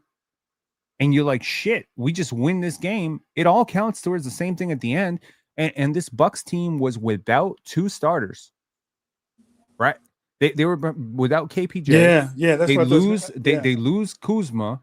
I thought it was gonna be a KPJ is a cakewalk. lot better than the player who played in front of him. So now I'm thinking, like, am I underrating the Bucks? The No, Bucks no, going to it's a be point. like a 45 win team or something. Hey, Rob, you know what I want to see? What I prefer to see is today. Bi to me wanted to get going. Like he wanted to get going. He wanted to show he was that top tier player. I would Yeah. prefer to. I would prefer to see Scottie. Scottie had it going. He had it going. He had the great energy. And I think that was the time of the game where you should feed off that. Like what I would prefer to see. Bi is such a unique talent. What he did the first game, I loved because he, it looked to me that he got the team involved, and at the end, if we needed him, he was ready to take over when we needed a big shot. Look, I would prefer to see first 3 quarters, 4 quarters. I would prefer to see less Bi and more Scottie. And the reason why is because Scottie plays the type of game that gets the team going, but just the function of how he plays, how he processes the game, he understands getting other people touches, getting a good shot. Not He'll take his shot, but he's not going to force his shot. And then when you have Bi, when you need it, he's a closer, he's a tough shot maker. There's going to be points in the game, especially if the game's close like it was tonight, where you're going to need Bi to do what he does. But when he does that at the very beginning, I don't think that sets the tone for how the team wants to play. The last game, he didn't do that. He did that maybe the first 2 minutes of the last game. But after that, he just looked unconcerned with getting numbers. And he plays such a winning style of basketball. And I was hoping that he would continue to do that. I don't think he did that tonight. He put up better numbers tonight, but I thought he played a better game. And he shot pretty good tonight. But I thought he played a better game than first day. Just the way he approached the game. The numbers can be so misleading because, I was looking at the advanced stats for that game, and you won't believe this, but Brandon Ingram had the lowest box plus minus in that game. He had, I'm pretty sure he recorded negative win shares for that game. Mm. The analytics are saying he was awful, but sometimes the right thing for a player to do, which I don't think analytics ever capture the art of basketball or the essence of gravity as a score, Yes, right? yes. When he starts taking those aggressive shots and then he starts moving off of it and that shifts the defense and then the guy he passes to makes a pass that leads to a wide open three. Yes. The box score doesn't even register that as anything for him. Exactly. But his presence on the court, even if he, I don't know, sprints court hard and gets a seal on a smaller defender like an AJ Green, right? Just the fact that he's down there is going to send some attention towards him, and that'll open up the corner corner shot for Ochai. So his presence on the court is positive in and of itself. He's never going to be a negative, but it's when he starts getting too fancy with the dribble. I think, look, I want to empathize with BI. He's a human being. He didn't play basketball in a long time. This was his welcome to Toronto. Right. He's, you know, good point. Like he's probably built this moment up in his mind many times. Great point. It's gonna be a win, and it's gonna be this. So he probably went into what was more comfortable for him, which is I'm gonna cook off the dribble. And I think for a player as talented as Brandon Ingram, it's very difficult to realize that yes, I can, but should I? Right? I can cook Gary Trent off the dribble one-on-one in my sleep, but should I? I can destroy AJ Green on this post up, but should I disrupt the team flow? And the thing with Darko, you know, which I really appreciate Darko Rajakovic is, you know, he's not someone who's going to cheat. He's not someone who's like very domineering as a coach. Like he's not going to try to change your game too much. He's going to slowly massage you to change your own game. And at some point, he's going to allow BI to do enough of this where BI sees for himself, oh, I see what the other game, why that was better. Like the same thing you said right now. Like BI has probably, you know, and unfortunately, I've been in a lot of conversations like this because I'm on PC a lot, where the last game was a shit game and this game was a great game. You know what I mean? But you are saying the right thing, which is, no, the last game was actually the better game. Yes. But this was the better box score. Right. And that's the difference. And I think because BI, you know, grew up in hoop culture in the United States, where a lot of the conversation does come down to the box score. If you get 35 points, I mean, we, you know, you from New York, I'm from New York. When you got 35 points, right? You play collegiately, whatever. If you got 35 points and you shot relatively efficiently and y'all lost, your teammates didn't show up. Right. When you go 2 for 12, you didn't show up. Right. But it's like, that's not how basketball works. Exactly. So I think Ingram has been indoctrinated into this mindset of bucket getter, score, I got to get mine. Whereas really the threat of you being on the court, being a decoy, creates all the advantages for everybody. Absolutely. And now, you know, you got free eats at the rim, right? You as a threat to pull up is freezing the low man. He's having to come up. He's going to start, oh, boom. Yaka backdoor. So Brandon Ingram's got to shift his mentality right now. I think he went into default mode network on who he is as a basketball player, and I think it really hurt the team, hurt the tone. And then you know, he did it, and then IQ started doing it, RJ started doing it, Scottie started doing it. Excellent point. Excellent point. I'm so happy you said that. It just makes me great. I just love to hear when people read the game properly. It just makes me feel good because so many people speak and you can tell they don't understand what they're seeing. But you nailed it. You nailed it. It was a beautiful point. And it encourages me because, like you said, and I feel great what you said about Darko. He's going to massage it. So as the season goes on, we'll start to see that, you know, BI will start to understand that and play more with him. Because if he does, Toronto is going to be a really good team. I mean, even tonight I saw it. Yeah, if they buy in defensively and if they buy into team concept, they will continue to generate great looks. And I think, you know, as this team gels around 20 games, I think that's when they'll catch their stride. Unfortunately, they got a really tough schedule. So they're going to go up against a probably very desperate Dallas team that just dropped their second straight game. I was hoping they won tonight. Yeah. Humiliating loss to the Wizards. The Dallas Mavericks lost to the Washington Wizards tonight. Yeah. So, look, we're going to go into Dallas, and that's a must-win game. That's a must-win game. They're winless. They just lost the Wizards. Yep. I was rooting for Dallas to win tonight so that they wouldn't be so desperate when Toronto goes in there next. But it didn't happen. But even with that, I'm glad it's not a back-to-back. Toronto still, they have enough to beat Dallas.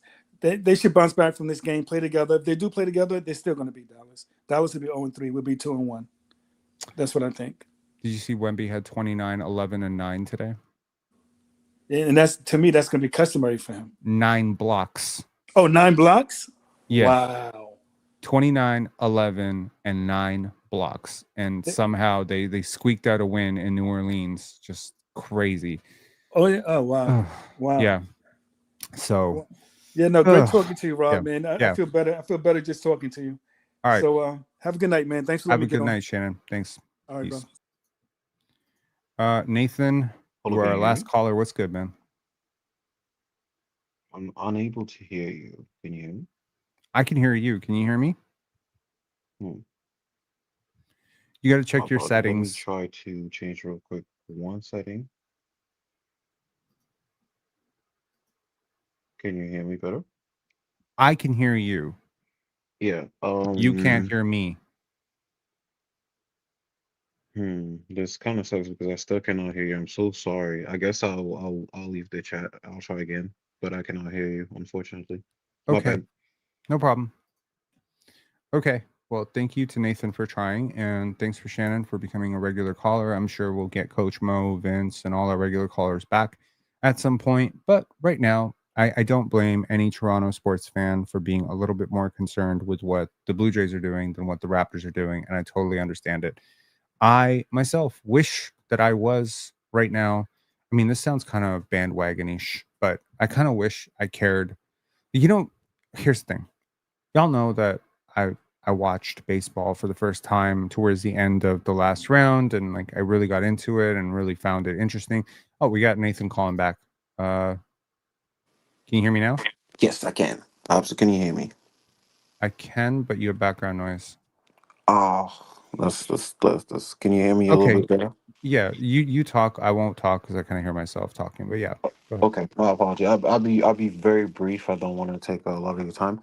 What I will say is there were some encouraging things that I've seen from the Raptors today in terms of like the defensive aspect. I see the potential there.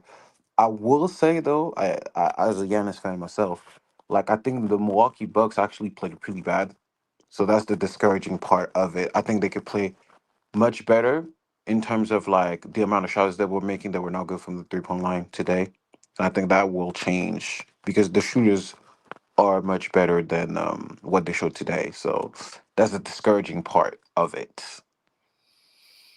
Yeah, like I mean, in the last game, we didn't make our threes, right? And we blew the Atlanta Hawks out. In this game, I think the most frustrating part for me was just the late game execution, Yep, and it was a winnable game, in my opinion. You know, Ingram definitely is a was. proven closer. I think you have more depth, right?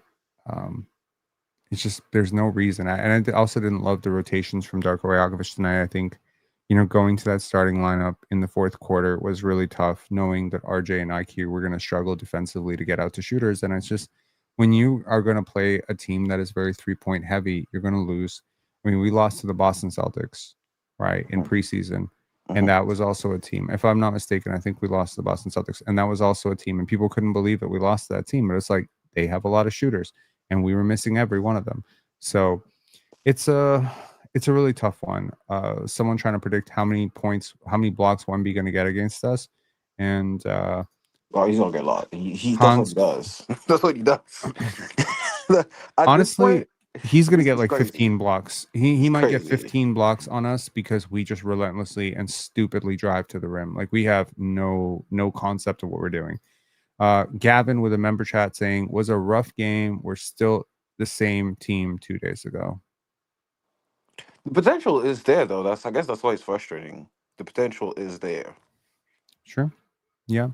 I think today was just a lot of bad habits rearing their heads, you know, bad defensive habits, bad offensive habits. And I really hope that this team um, sees that they can lose every game this year if they play this way.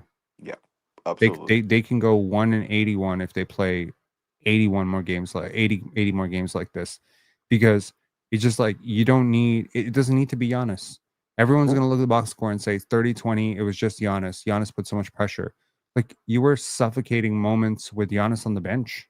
Giannis was not even the problem to me. It's Cole Anthony. The way he was slicing and dicing the defense was the real issue. If you ask me, Giannis is going to give you what he's going to give you at this point. I agree. I think Cole Anthony was a major mega problem, and as a person who is like a sworn Cole Anthony hater, can't stand the dude.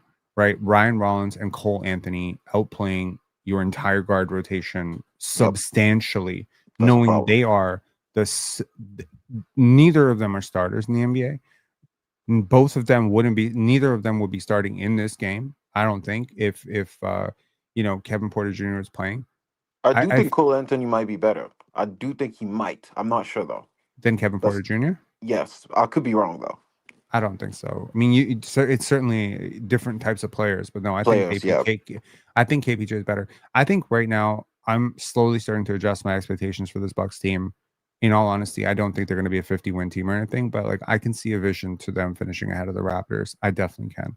Like They're gonna win. They're gonna they win have a chance. 40 games, something like that.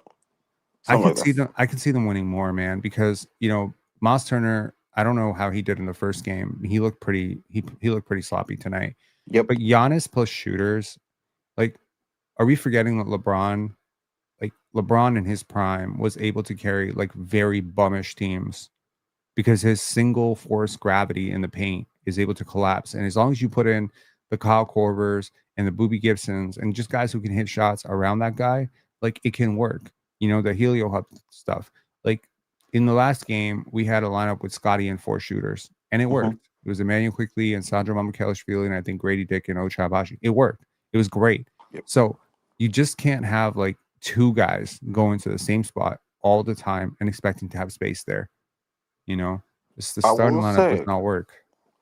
quick observation that the Milwaukee offense looked really hard to watch when Giannis was not on the court. It was really, really clunky. And I know there's gonna be when you have such a singular superstar on your team, it's inevitable, right? Mhm. But it was really really bad. Meaning that in terms of talent, the Raptors truly, once Giannis went off the floor, had an advantage there. That's how even that first 10-point deficit. That's even how they came back from that in the first place.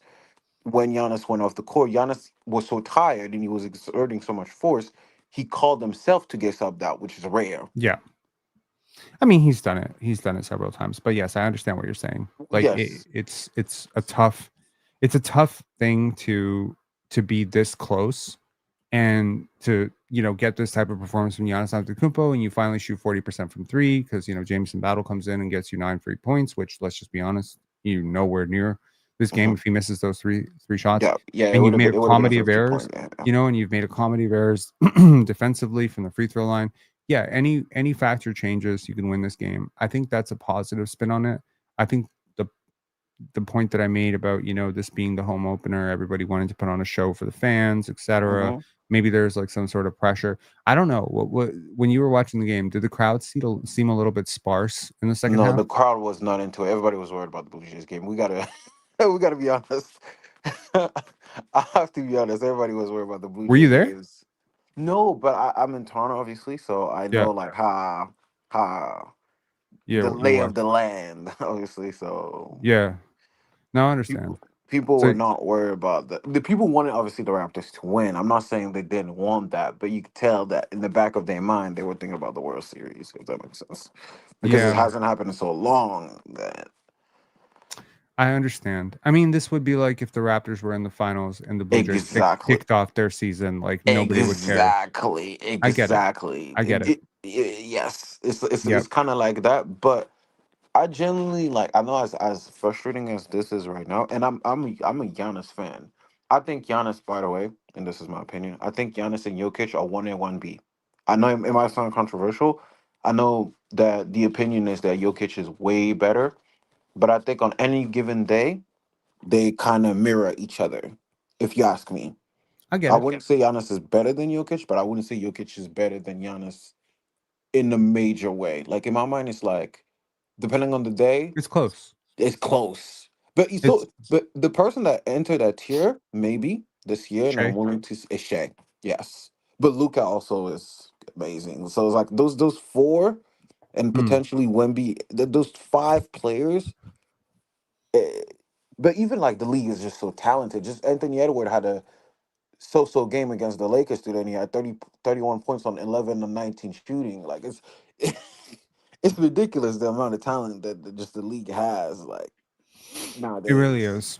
Yeah, it really is. And I mean, the depth of talent coming into the next draft has also got me thinking a lot. Like AJ DeBonsa, Yes. Darren Peterson. I'm just like, Yes. dude, You know how badly this team needs AJ DeBonsa and Darren Peterson?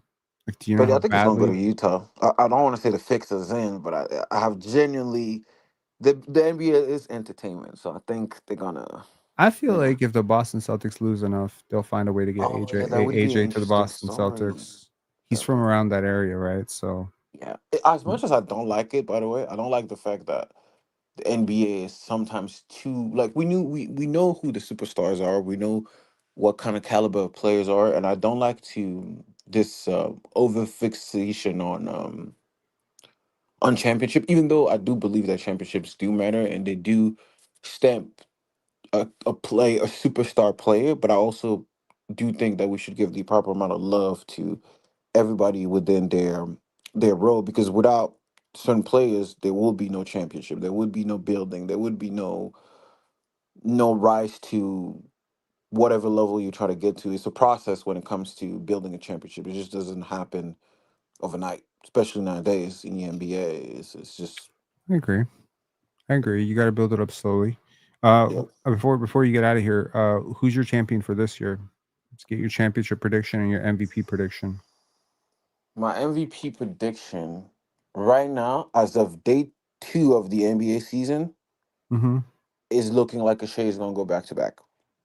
Okay. As day 2 is it, and my second would be Luca, and third Giannis. As of day 2, as of day 2. Wemby don't got action on that. The problem, you know what it is, and I don't think They're San two and Antonio is gonna zero. win. They're They two. They're are they two are and 2-0. and They he is are 2-0. averaging the craziest stat line in the history of the It's world. just insane. Do you know the only thing that makes me worried about San Antonio is I see that outside of Wemby, there's potential, but I see also a lot of still immaturity in certain aspects. I believe that Yeah, New Orleans game should not have went to OT. That's my opinion. It did. 100%. 100%. It shouldn't go to OT, but they're still missing De'Aaron Fox, right? Yes, that's gonna be a big So piece. like yeah, that's a veteran guard that you paid $50+ million a year to come and steady the ship. And I think with Fox, But like I believe who's that a contract was a mistake, not the money, but just the fact that they re-signed him. I That agree. was I just think it's a huge mistake. I think the smart thing. I mean, Dylan Harper was inefficient yes. relatively, He's a rookie. It makes but still sense. a really good player, man. Like he's Yep. so good, and they've got such an interesting um, group of talents on this Yep. bench. Like I think about David Jones Garcia, and everything I saw from David Jones Garcia in the summer league tells me like he's better than some players who played for the Raptors tonight. Probably.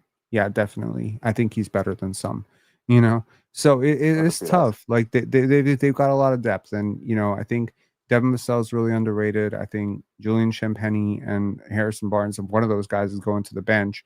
Jeremy Yep. Sohan is not playing right now. He's injured, isn't he? Yeah, so I mean, like you're Yeah. gonna get more depth back. That team is gonna be good. I have a feeling they're gonna win like 48, 49 wins. But if they get In the any higher than West, 48, in the West, it's really hard. It is extremely hard. Even if you have a transcendent talent, is extremely hard to win they consistently in the beat Dallas, West. they beat New Orleans, right? They whooped Yes. Dallas, they beat New Orleans, and that's Dallas was without shell shocked. They were shell shocked. That's for absolutely, sure. but they're doing that without their second best player. So what I'm saying is, how likely is it they could beat Lakers, Clippers? They could definitely beat the Jazz. They could The definitely beat the Clippers, Blazers. I'll definitely give it to you. The Clippers are, in my They opinion, could beat the very. Lakers.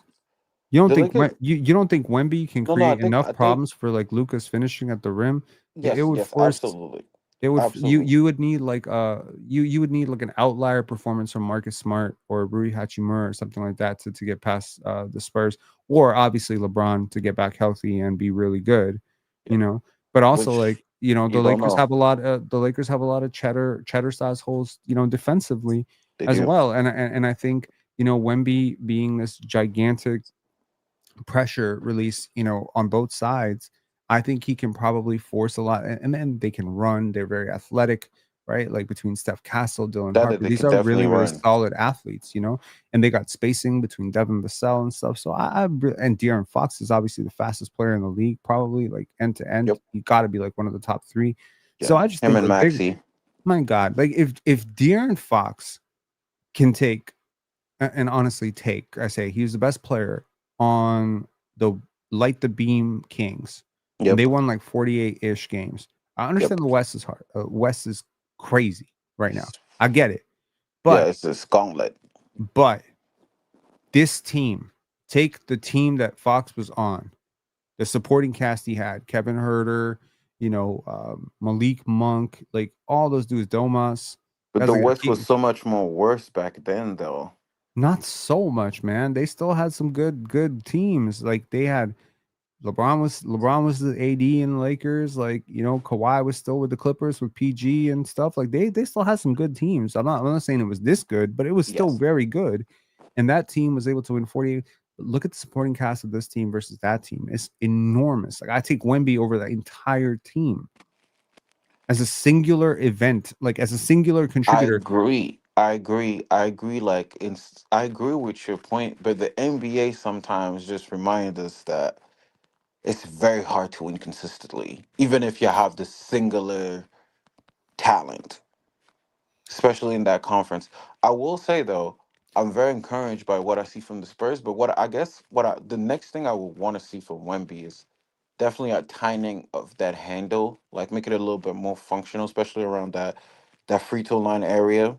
Yeah. Because I see him getting.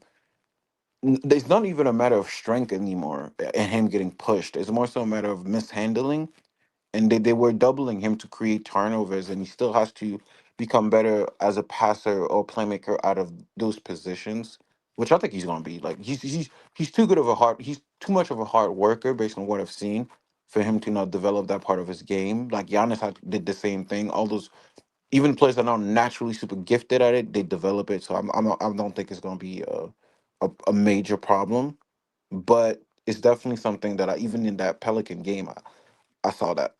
Mm. Also, it's worth noting that the Houston Rockets, part of this stacked Western Conference, just lost to the Detroit Pistons. And Pistons, Cade yes, I saw that. had 21 points, 9 Yep, assists, and 8 yep. turnovers. Oh my god. 8 turnovers, dude. Oh Like my god. Asar Thompson finished with 19. Duncan Robinson finally had a good game with 17.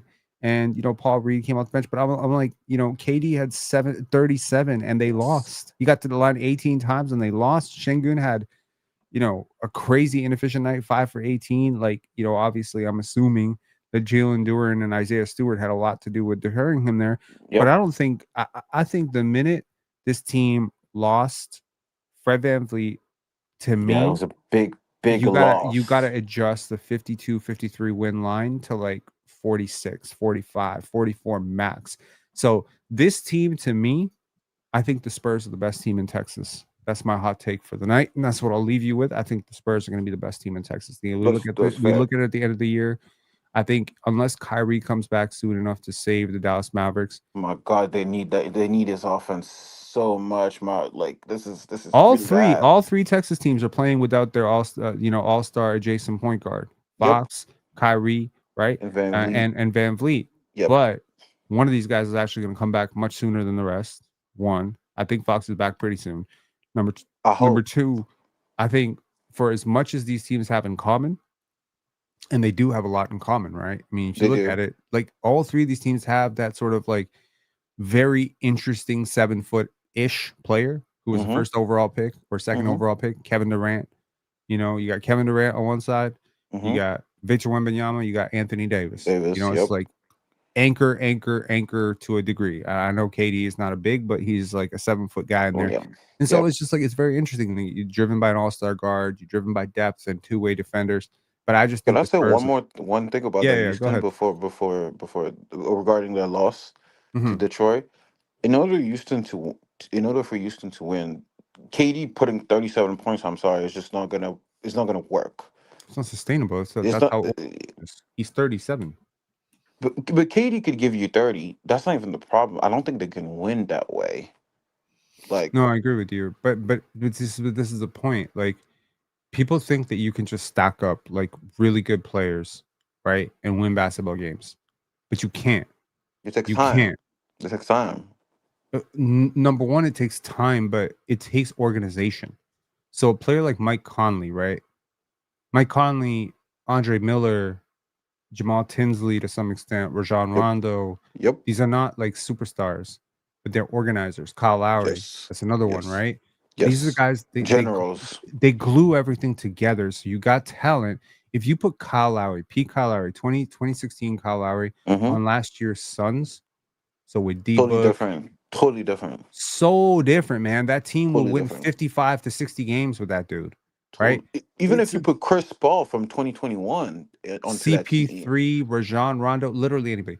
The headiness of the point guard. Like today, the Raptors lost, in my opinion, for a million reasons. You can talk about the defense. You could talk about not being able to stop Giannis. You could talk about, the selfish play of some players. Ultimately, you lost because your point guard is not a point guard. You lost because Emmanuel Quickley does not see the court. In my opinion, he does not organize the offense well enough. And He's a scoring guard. He's a scoring guard.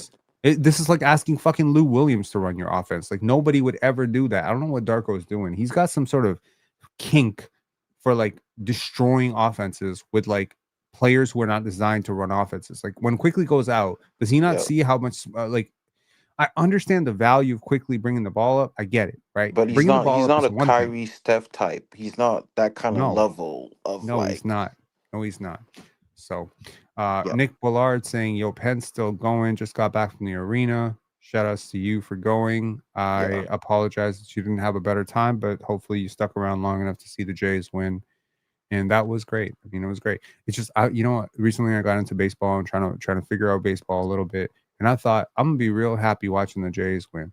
But you know what the fucked up thing is? Yep. I really don't fuck with the Jays like that. That's what I found out about myself. That's what I found out about myself. I'm watching this super exciting game.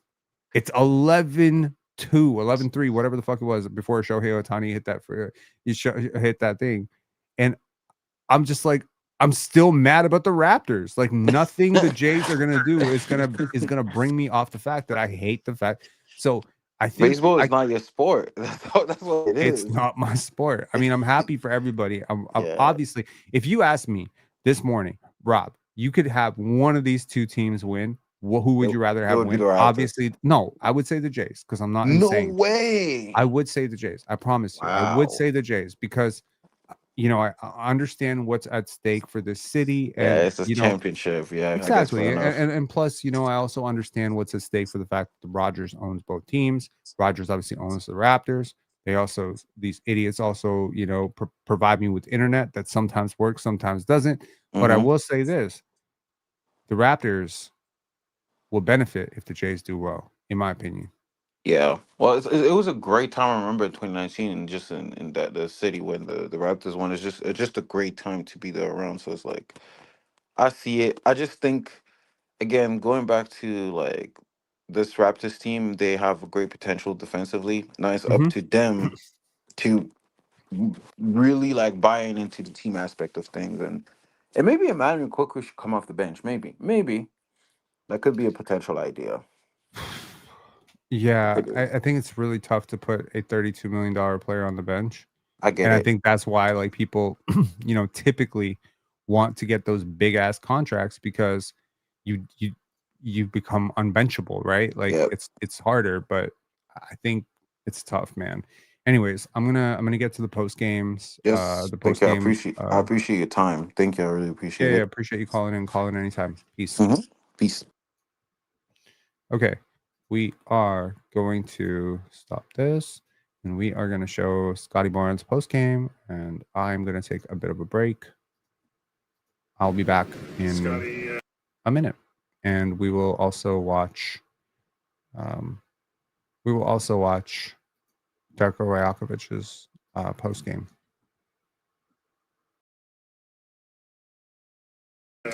You were matched up with Giannis for long stretches of that game.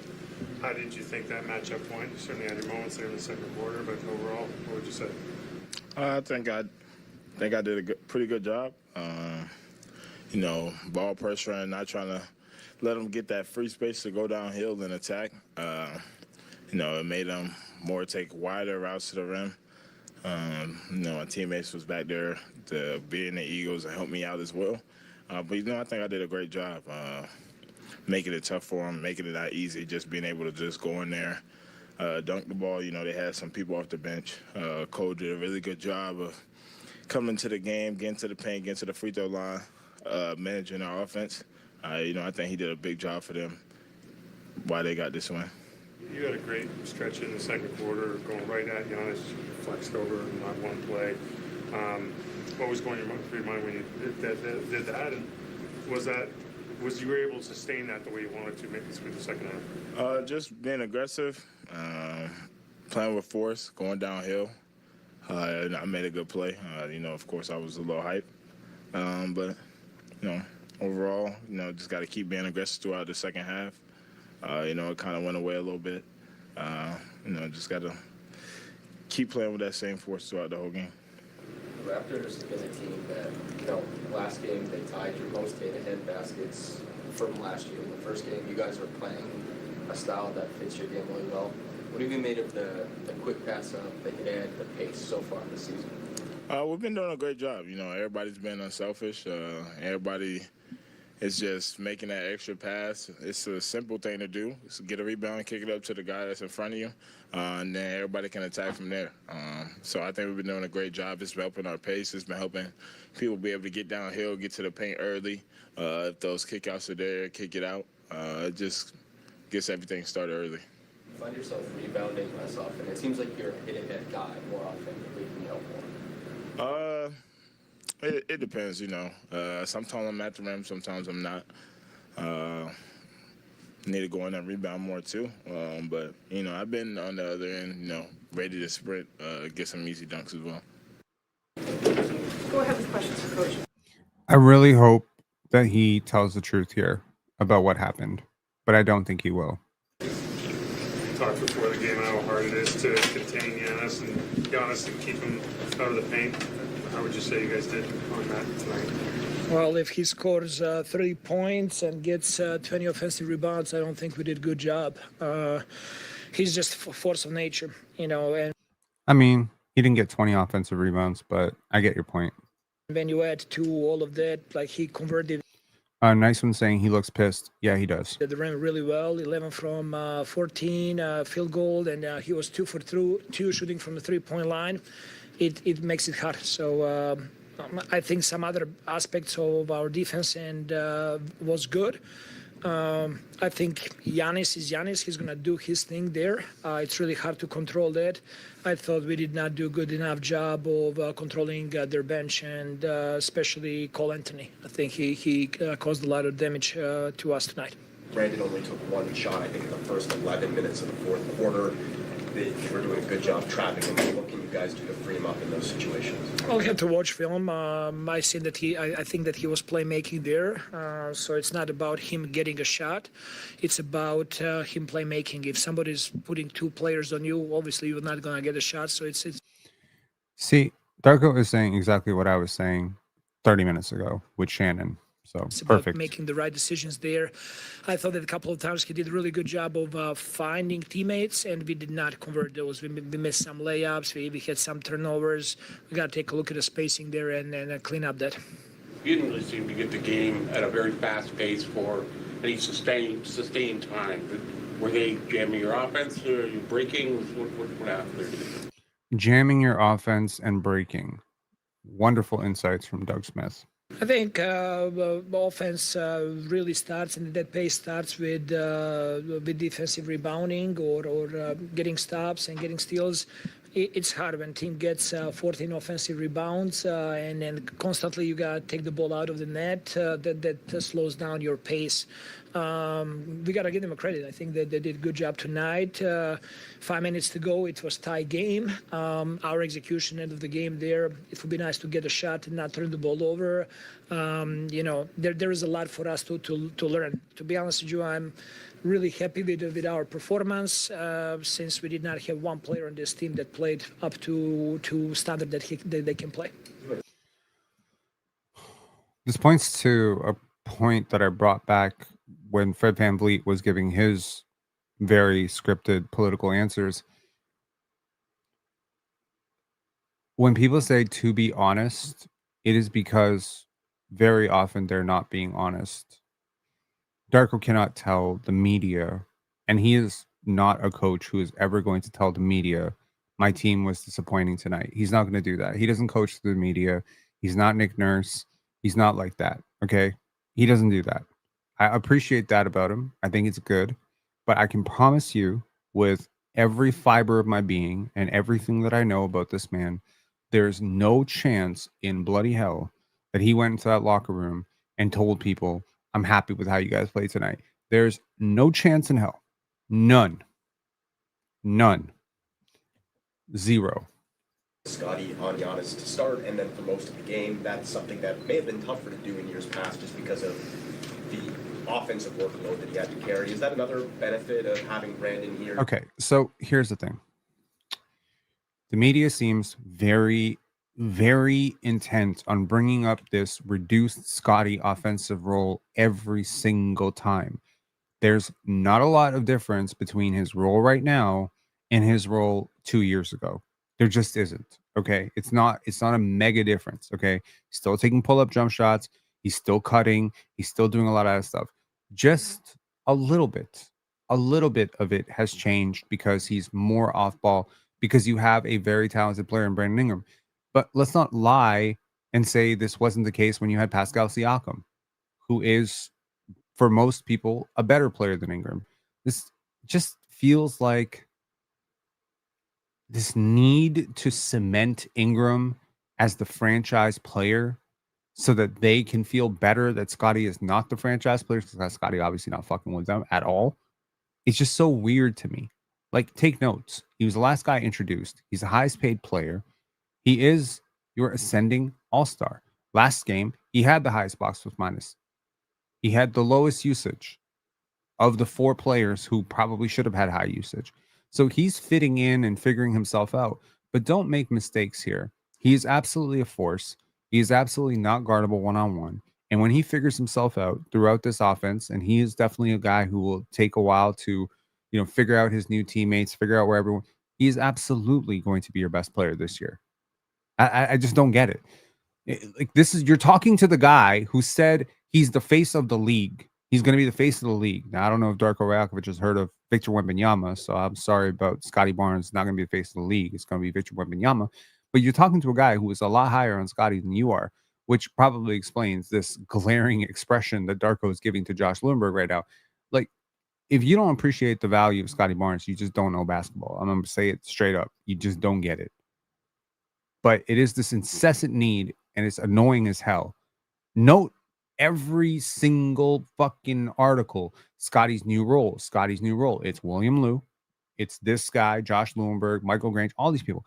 They're just like, so Scottie's new role, because none of them believed that he deserved the touches he got last year.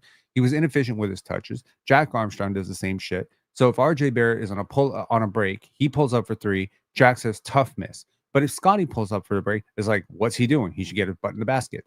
Why do we do this? It's so frustrating. It's like, it's insult to injury, because I'm already pissed off about how the Raptors played, and then I got to listen to this media space do this shit. Like, shut up, man. Having him be able to take on more of those assignments. And he's gonna, for sure, he's our best defensive player. I thought that he made it really hard on Giannis. I think that Giannis had to earn a lot tonight. There was some broken communication defensively and some pick and rolls, but it was not up to Scottie. It was about whoever was in those pick and roll situations to help there. But I think it really helps that Scottie can go and give all he has on defensive end. We need him on offense. We still need him to score and make for us. So he needs to be a two-way player. He had that stretch in the second quarter when he was really taking it to Giannis and had a number. Can I just flash back to that look that he gave Josh Lundberg? This is how you talk to someone that you think is like. This is sarcastic, by the way. Be two-way player.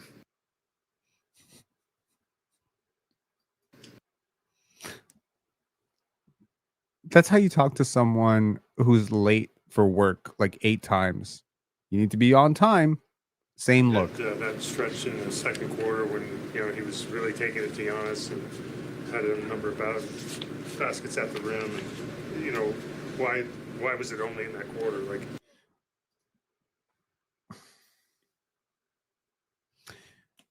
Translation.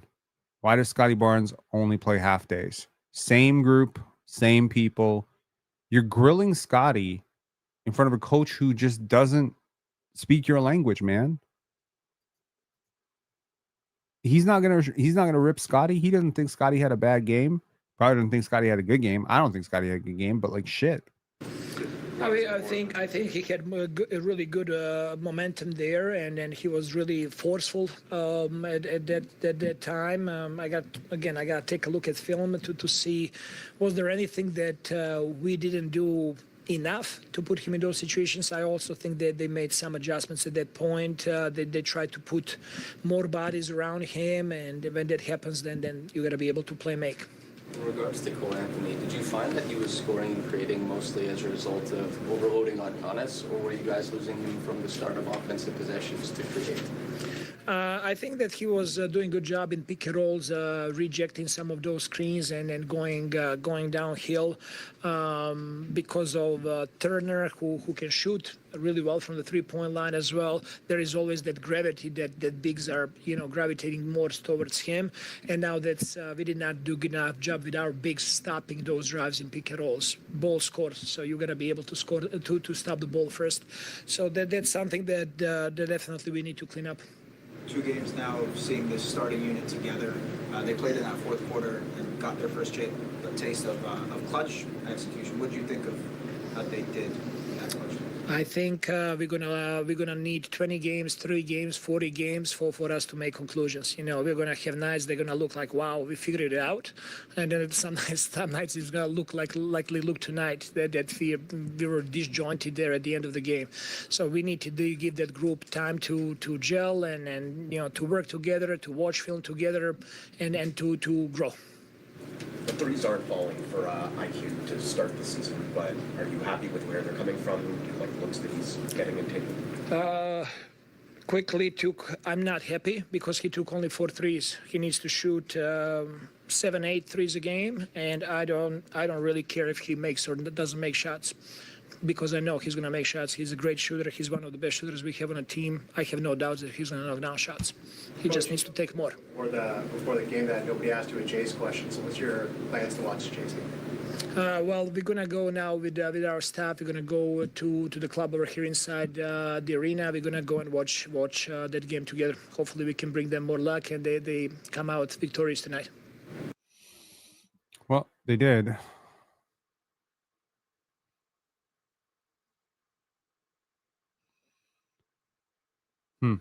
Anyways, this was a disappointing effort for the Toronto Raptors in a very misguided game in which a lot of ugly habits and old habits are, they do die hard, came up, reared their head, right?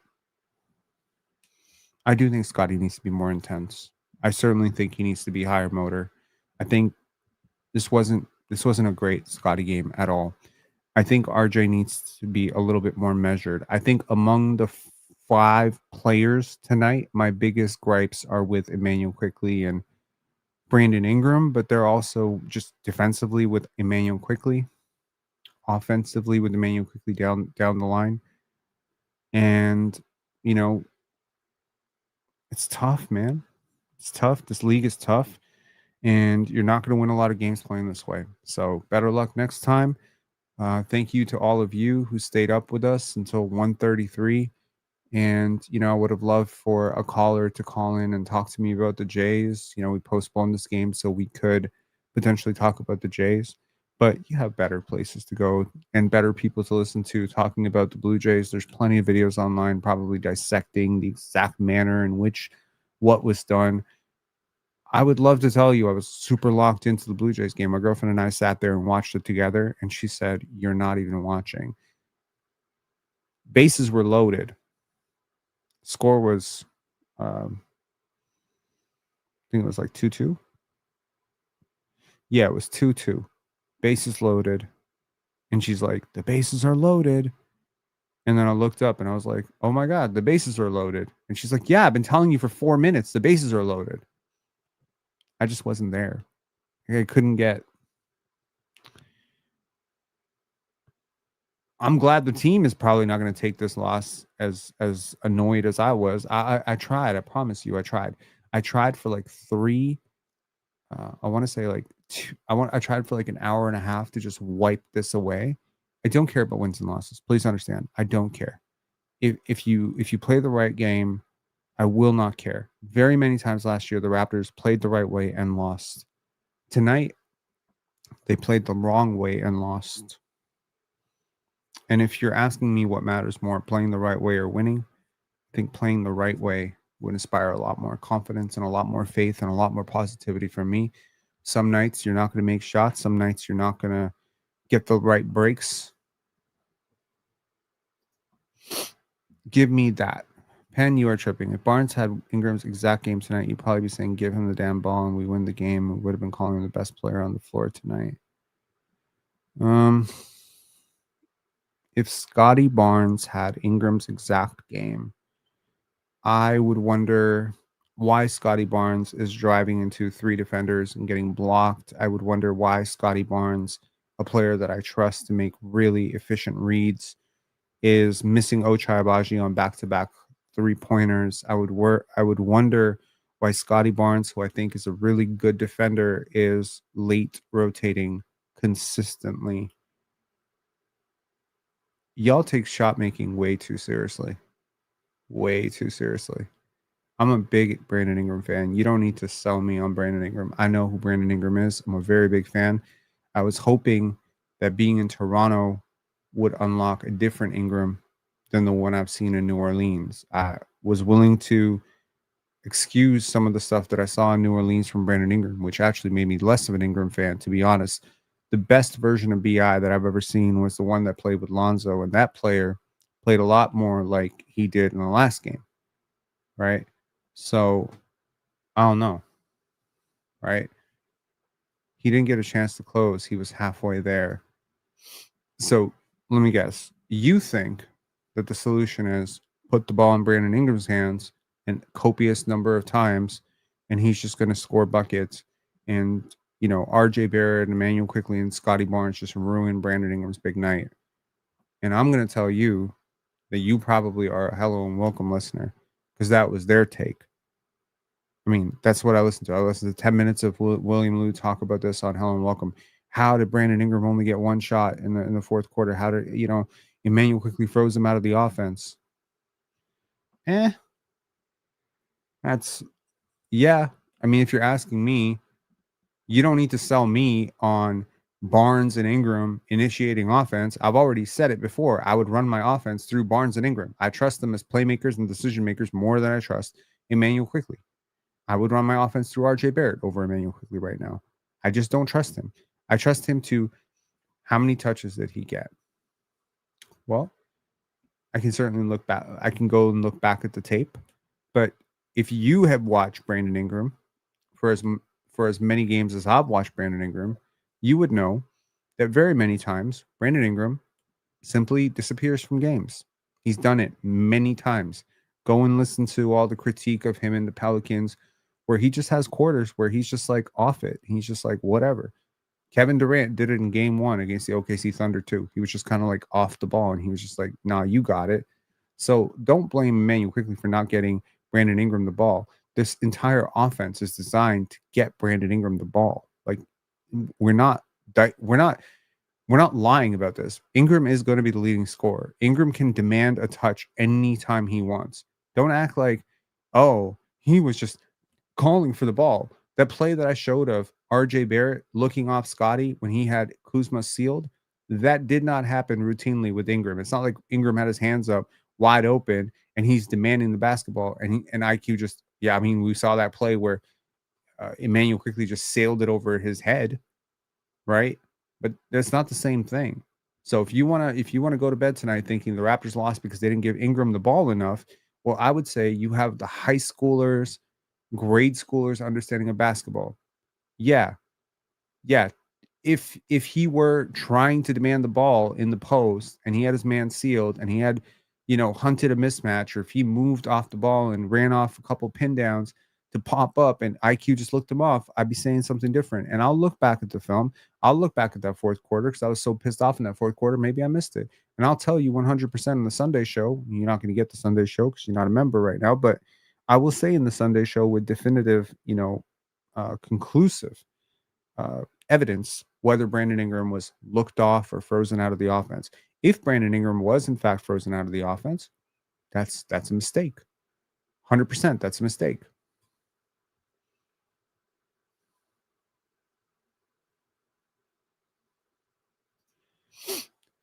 Man, you serious? What were you watching in the fourth? It's not like he's a selfish player. And no, I don't think you play Ingram like Luka, just watching the obvious. I don't understand.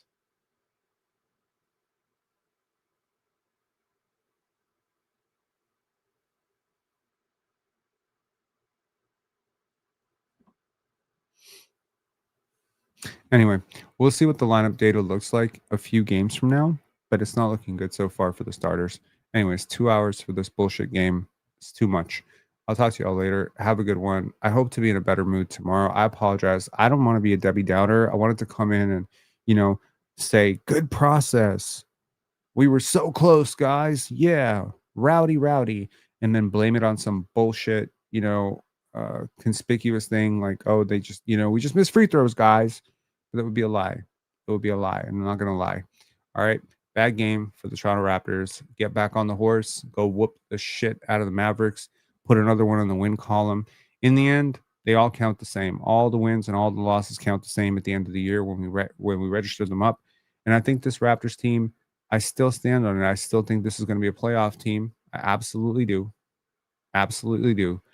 And I just think they need to sort some shit out in terms of, whose turn is it? What is the offense? Like the offense just worked better. And I understand, the Hawks' lazy transition defense had a lot to do with what the Toronto Raptors were able to do last game, but they weren't even looking to run sometimes in this game. Scottie got the pace going in the third quarter. Ingram pushed it a little bit in the third quarter. He pushed it a little bit in the fourth quarter, a little bit in the second quarter. But really, there's a couple plays I can think of with IQ doing the same thing. But it's like you got to put pressure on this team. And every time you bail them out with a contested midi over 3 defenders, you are hurting your team. That's how I would see it. James coming here a victory lap. I told you the Raptors won't win 50. Cool. I told myself the Raptors may not win 50 games yesterday, but I do think they'll get damn close. I think they'll be anywhere from 44. Like I established it. I said they'll win anywhere from 46 to 36, that range. But 50 is possible. If you don't tank and other teams tank down the stretch, you have a very soft schedule towards the end of the year. If you're really pushing for 50, you'll get it. I think you'll get it. I think you'll get close. But yeah, losing a game like this does not inspire a lot of confidence for winning 50 games because they're way better teams than the Bucks, man. All right. Peace, y'all.